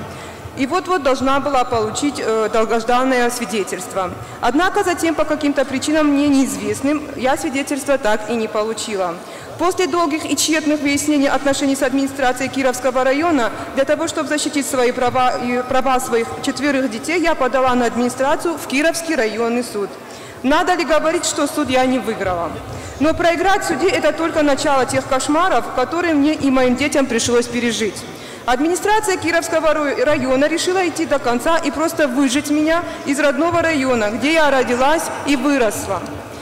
Некая начальница Кучаева Марина, я прошу вас, запомните эту фамилию, превысила свои должностные полномочия настолько, что стала проверять, где учатся мои дети, в какой поликлинике лечатся, в какой детский сад ходят. Также она пришла к моим соседям и стала агитировать их, давать показания против меня в суде. Якобы в Кировском районе я никогда не была зарегистрирована. Вячеслав Зелимханович, вот такой вопрос от всех тех людей, которые участвовали в данной программе. Администрация в лице государства, как участник подпрограммы обеспечения жильем молодых семей, не выполнила свои обязательства перед нами, потому что это программа софинансирования. Мы, молодая семья, тоже предоставили сумму в разы выше той субсидии. Еще такой момент. Пока я стояла первая на очереди, несколько раз было финансирование. Еще, если можно, я бы хотела выразить благодарность единственному человеку в республике, который прислушался к нам, к молодым. Это министр строительства Икаев Русланбек Кузьмич. Пользуясь случаем, большое вам спасибо от лица вот таких вот несостоявшихся обладателей сертификата. Спасибо вам, Русланбек Кузьмич. Спасибо. Давайте мы индивидуально по этому вопросу. Ирина, вы, пожалуйста, примите и подготовьте материалы, чтобы индивидуально разобрались по данному вопросу. Кто этим занимался, почему так занимался. Спасибо большое. Уважаемые друзья, все-таки хотелось бы немножко свое видение и, наверное, свое мнение высказать по поводу того, что сегодня здесь происходит. Дело в том, что понятно, что у каждого из нас есть свои личные проблемы, понятно, что у каждого из нас свои личные тревоги, и хочется их решить. Но есть все-таки проблемы общие, касаются республики, касаются нашей молодежи, касаются будущего. И мы никогда не сможем решить все наши проблемы, если будем зациклены только на своем. Потому что зацикливание человека на своих личных проблемах, оно его как бы выбивает из общественной жизни. А проблемы наши появляются не из-за конкретного чиновника, из-за конкретного соседа и так далее, а из-за того, что не работает сама система. Система не работает, потому что каждый индивидуальный человек в этой системе привык думать только о себе и лично о своих проблемах. И когда каждый из нас станет гражданином республики, и его вопросы, и чаяния, и все мысли будут направлены на исправление всей системы, то каждому из нас будет намного проще и легче жить. Каждый из нас будет по-другому решать все вопросы, возникающие на его жизненном пути. Потому что именно зацикливание нас на наших проблемах, на наших деньгах, на спирте, на водке, на наживе дало нам 2004 год. То это было наказание за наше вот отношение к нашей жизни. И с тех пор многие, тысячи молодых людей стали задумываться над тем, а что же произошло, почему это произошло с нами. И Аланские ворота у наших соседей – это тоже следствие того, что мы перестали думать масштабно. Поэтому вопросы хочется и сейчас, и в будущем услышать совершенно другие. Вот о чем я вас хочу, к чему я вас хочу призвать. Поэтому давайте третий микрофон. И у нас еще 3 вопроса впереди. И хотелось бы услышать и увидеть немножко другое качество наших молодых людей. Третий микрофон, пожалуйста. Добрый вечер, Вячеслав Зелимханович. Говоря о нашей молодежи, мы не можем вспомнить наших студентов, абитуриентов. В последнее время очень острый вопрос такой, касающий ГМИ и мединститута. Их проблема. Хочу узнать ваше личное отношение к этому скандальному делу и какие решения по данному вопросу. То, что касается горно-металлургического института, я знаю, проблема это с момента моего прихода на пост главы республики стоит этот вопрос, и с тех пор неоднократно я встречался с одним министром образования, потом появился новый министр образования. Всегда этот вопрос стоял на контроле, и нам удалось в конце прошлого года добиться того, чтобы произошли изменения в устав. В уставе было сказано, что ректор горно-металлургического института назначается. После того, как были изменения в устав внесены, о том, что ректор избирается коллективом. Началась процедура выборная, где опять началось то, что часто бывает в нашем обществе. Не поделили должность. Те, кто вчера утверждал, что нынешний ректор нетрудоспособен и не в состоянии возглавить коллектив горно-металлургического знаменитого нашего вуза. И начались очередные кляузы, писанина друг на друга, в том числе и на меня, что я кого-то предал, что я не хочу разделить мнение коллектива, хотя по моей же инициативе Министерство образования согласилось поменять устав этого вуза. А сейчас у них есть возможность сделать свой выбор и избрать одного из 2 кандидатов, которые предложила аттестационная комиссия Министерства образования Российской Федерации. И если никто из этих кандидатов не устраивает коллектив, у них также есть право выбора. И они имеют эту возможность и сделать этот выбор. Но надо всегда сплачиваться, объединяться и решать свои вопросы консолидированно, а не бороться за власть и за должность, а решать вопросы во благо дела, во благо нашей республики. Я думаю, в конечном итоге коллектив вуза к этому придет и сделают свой консолидированный выбор и изберут достойного руководителя. 4-й микрофон, и после него у нас заключительный вопрос, 5-й микрофон. Добрый вечер, Вячеслав Зелимханович, добрый вечер всем, кто здесь собрался. Меня зовут Агузаров Арсен, я учитель информатики и физики Моздовской средней школы номер 3, председатель Ассоциации молодых учителей республики. У меня вопрос тоже, как порой кажется, о людях с ограниченными возможностями, о наших бюджетниках, о врачах и учителях. Средний возраст учителей в нашей школе с каждым годом все больше и больше. Потому что на пенсию люди уходят, люди покидают школы, а молодых учителей в школу идет все меньше и меньше. Даже те, которые приходят, зачастую уходят по самым разным причинам, но одна из самых высоких, самых весомых, это все-таки причина финансовая. И несмотря на то, что у руководства школ есть возможность помогать молодым учителям, то есть первые несколько лет они могут им доплачивать, но эта возможность есть по желанию. Кто-то желает, кто-то нет. И чаще всего, к сожалению, не желают. Несмотря на то, что у нас в законе о образовании сказано, что учителя имеют право на поддержку государства и органов муниципалитета по приобретению жилья. Об этом учителя тоже, к сожалению, уже не мешают. У нас очень охотно идут люди служить в армию. И не только из-за зарплаты, а как раз из-за того, что есть возможность решить в будущем свои жилищные проблемы. Это очень насущная проблема сейчас для любого молодого человека, для любой семьи. Так вот, у меня двоякий такой вопрос. И я знаю, что и в сфере медицины тоже, так же, как и в образовании, за выслугу лет люди получают определенные доплаты. И получается, что молодой педагог, молодой врач, которому надо учиться, которому надо огромное время уделять тому, чтобы совершенствовать свои навыки, он оказывается самым низкооплачиваемым. И зачастую у руководства, как я говорил, есть возможность, но они в силу субъективных или объективных причин не оказывают той поддержки, которая им нужна.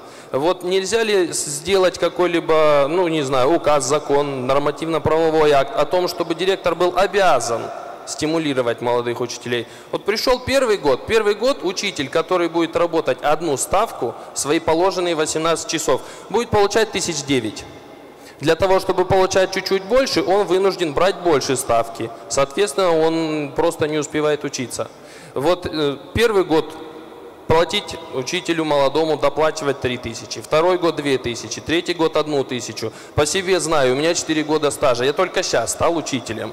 Я им работал 3 года, несмотря на определенные успехи, но сейчас я уже чувствую, что стал учителем. Я уже вижу, что могу делать то, что я должен делать. И второй вопрос о строительстве, о поддержке учителей и врачей в плане жилья. Очень много, слава Богу, очень много строится сейчас у нас домов, целые микрорайоны строятся во многих городах, я вижу, республики. Неужели нельзя хотя бы одну квартиру, пусть хотя бы однокомнатную в этом доме, как-то с помощью каких-то льготного финансирования, с помощью средств бюджета муниципалитета брать в сферу муниципалитета и отдавать где-то молодым врачам, где-то молодым учителям, может быть, еще каким-то молодым бюджетникам, которым это очень важно и нужно. Понятен вопрос. И, да. прошу прощения, маленькая историческая ремарка. Когда во время Второй мировой войны рассматривался бюджет очередной в Великобритания уже была практически разрушена. Уинстон Черчилль спросил, а почему в бюджете так мало заложено на образовании? В недоумении министр финансов ответил, война идет, денег нету. На что Черчилль сказал, если у нас нету денег для образования, зачем мы тогда воюем? Дети – это наше будущее, может, пора в них вкладывать? Я с вами полностью согласен, и знаю, какая проблема существует с оплатой труда наших бюджетников, в том числе учителей, как вы сказали, системы здравоохранения и многих других. Вот сейчас у нас идет борьба, действительно борьба за то, чтобы изыскать средства, чтобы выполнить майские указы и поднять, не просто выполнить майские указы, а поднять заработную плату нашим бюджетникам тех категорий, о которых вы сказали. К сожалению, бюджет наш этим не располагает. И если мы найдем средства на повышение заработной платы нашим бюджетникам, мы должны их у кого-то забрать. У кого их забрать? С обеспечением лекарственных средств. У кого их забрать?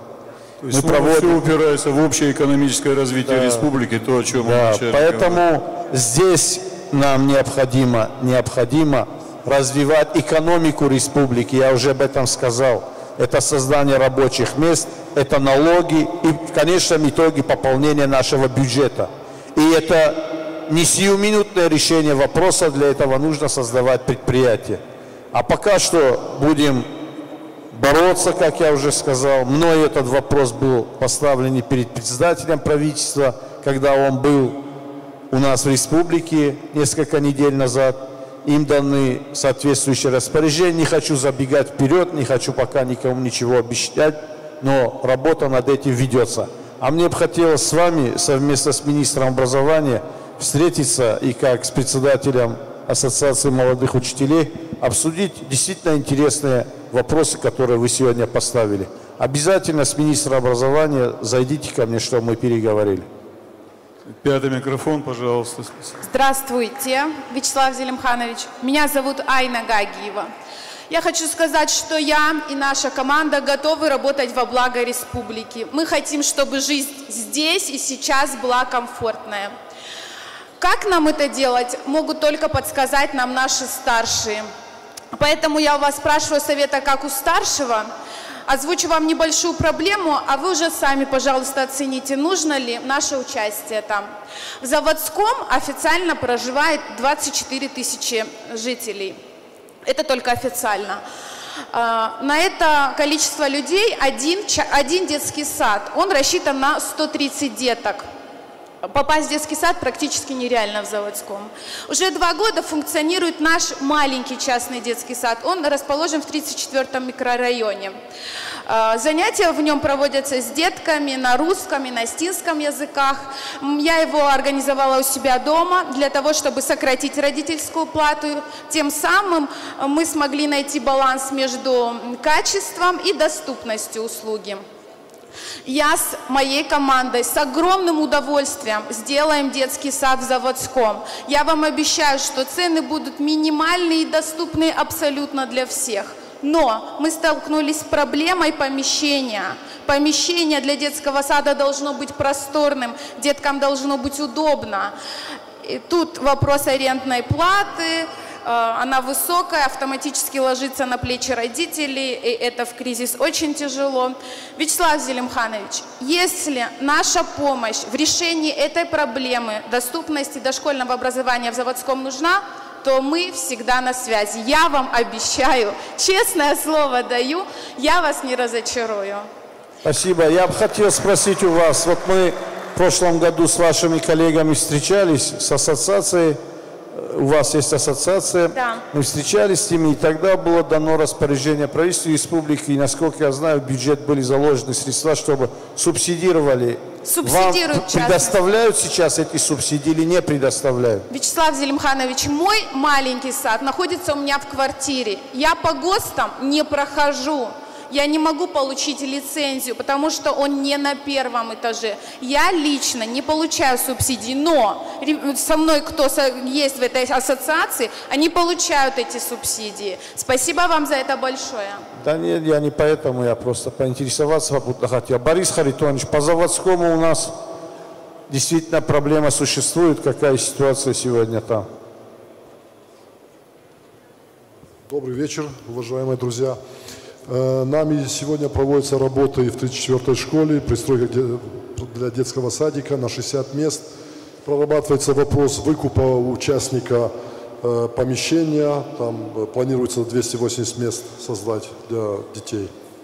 Вот такая ситуация. Планируем завершить в 2018 году это строительство и запустить на 60 мест и на 280 мест. Примите девушку, пожалуйста, если есть у нас возможность. Покажите содействие.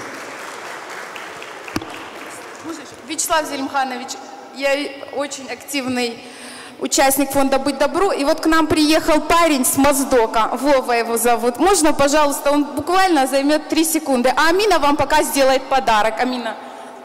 А Вова вот задаст вопрос. Это уже коррупция. Пока идет подарок, человек выступает.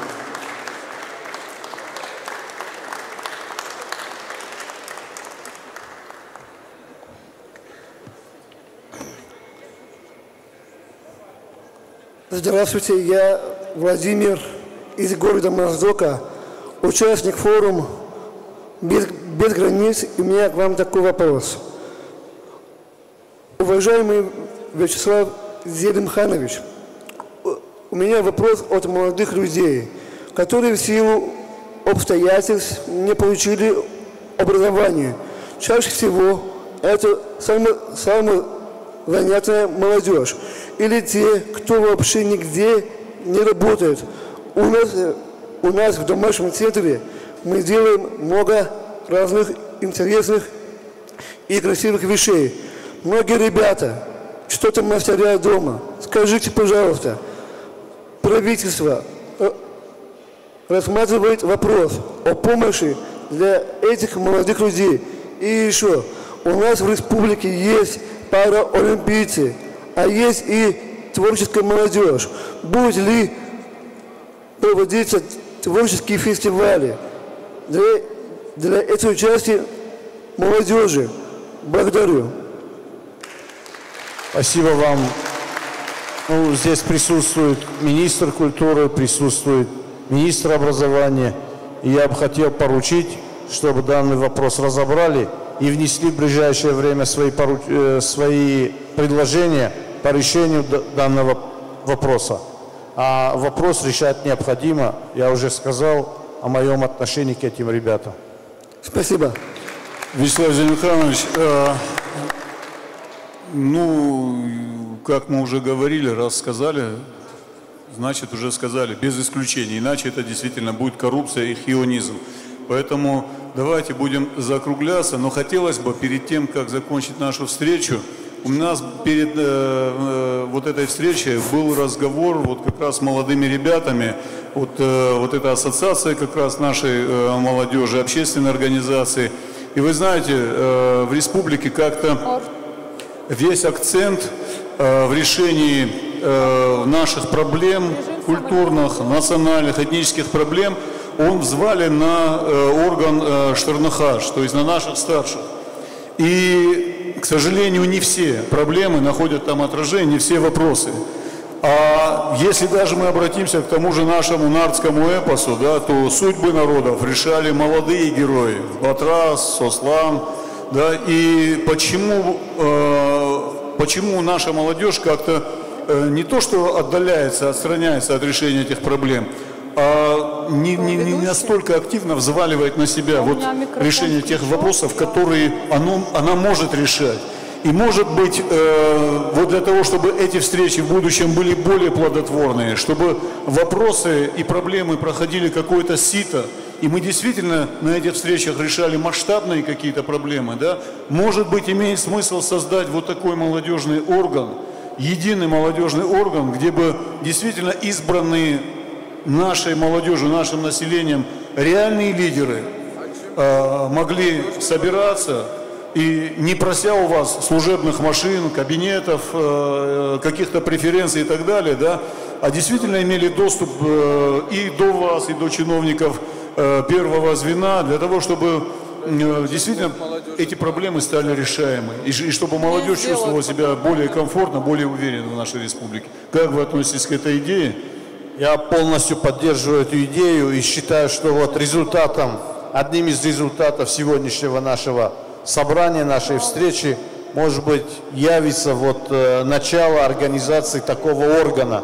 Но единственное, я хотел бы предостеречь и попросить, кто этим займется, Борис, чтобы это не оказались опять представители чиновничества и так далее. Действительно были ребята, охватывающие всю нашу республику, не безразличные, авторитетные ребята с районов республики. Спасибо. Можно, пожалуйста, при всем моем уважении? Вы знаете, все-таки у нас эта встреча с молодежью, и заключительное слово я не могу себе позволить сказать. Девушка очень просит вопрос, но на вас с условием, что вы скажете заключительное слово. Да, вот мы с молодым человеком, я очень сильно извиняюсь, я себе не прощу, если я не задам этот вопрос. Я бы хотела обратиться к вам от лица всей молодежи нашей республики. Вопрос мой касается одной особой творческой группы, я говорю сейчас о портале. Растягивать не буду, извиняюсь. Все мы знаем, что им дали помещение после долгих переговоров, после долгих манипуляций, но это помещение, вот здесь со мной рядом стоит представитель портала, находится в аварийном состоянии и нуждается как минимум в капитальном ремонте.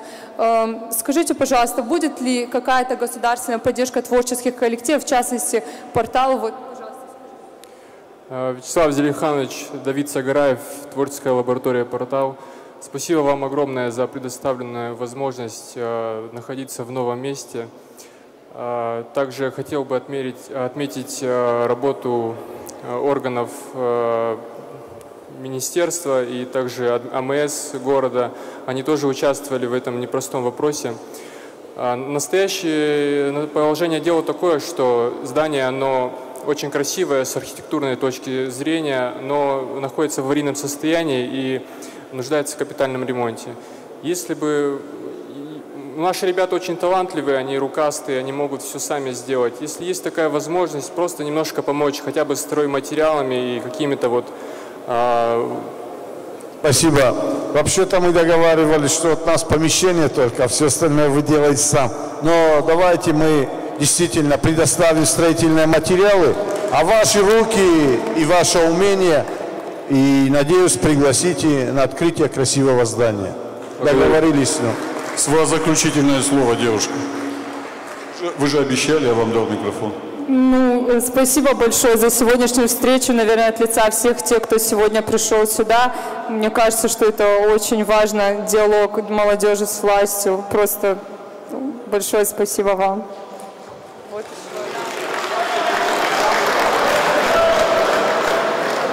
Здравствуйте. Здравствуйте. Вячеслав Зелимханович, дело в том, что у нас на местном телевидении была детская программа «Позитивчик».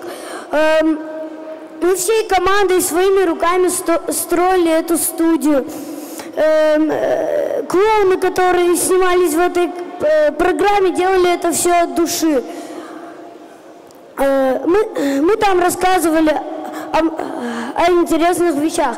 Например, как появился первый телефон, как зародился бокс,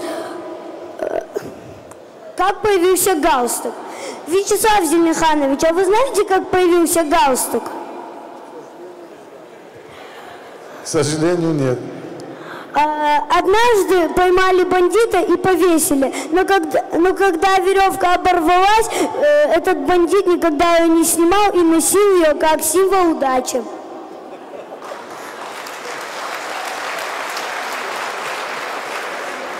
Последний месяц перестали снимать программу, потому что время вещания сократили и сказали, что программу «Позитивчик» больше не будут снимать. А также не хватает денег. Вы бы могли нам помочь? Конечно, к сожалению, ВГТРК все время сокращает время вещания на территории республики. Это федеральный орган, и мы не можем с ними бороться, в смысле того, чтобы они давали больше времени. Поэтому мы открываем в ближайший месяц, максимум 2, я надеюсь, мы открываем свое национальное телевидение, и Эльбрусу Дзабиеву будет дано поручение, чтобы обязательно такая передача выходила, и тем более это вещание будет вестись на спутник, то есть во все точки мира. И все наши земляки смогут вас видеть, где бы они ни находились. Спасибо вам большое. Просто мы еще не рассказали всем о истории Осетии. Обязательно надо это сделать. Конечно. Удачи. Спасибо Удачи. Вам. Можно еще один вопрос? Я, наверное, сейчас обращусь от имени тех людей, которые сами, к сожалению, не могут сказать то, что я скажу. На днях буквально я побывала в нашей психбольнице. К сожалению, вечером там дежурит один врач на всю больницу. Можно ли ввести штатную единицу дежурный врач по отделениям? Я думаю, что это огромная проблема, потому что на всю больницу один врач не может работать. Вот, еще один такой момент. Спасибо вам огромное за то, что вы сделали для интерната «Милосердие» от имени руководства этого интерната, потому что мы общались с руководством. И я знаю, что там есть место для теплиц. Давайте там сделаем теплицу. Давайте сделаем. Спасибо. Руководство И что касается врачей, пожалуйста. Да, обязательно я попрошу помощников записать этот вопрос и министру здравоохранения его поставить.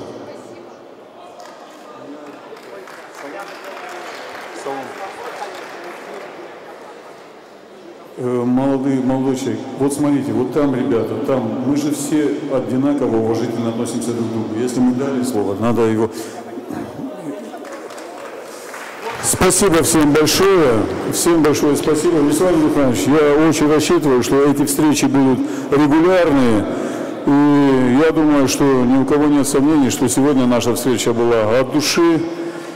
И все вопросы и все ответы шли от чистого сердца, а насколько они были удачные, неудачные, судить вам. Спасибо всем большое, удачного дня и до встречи. Спасибо вам.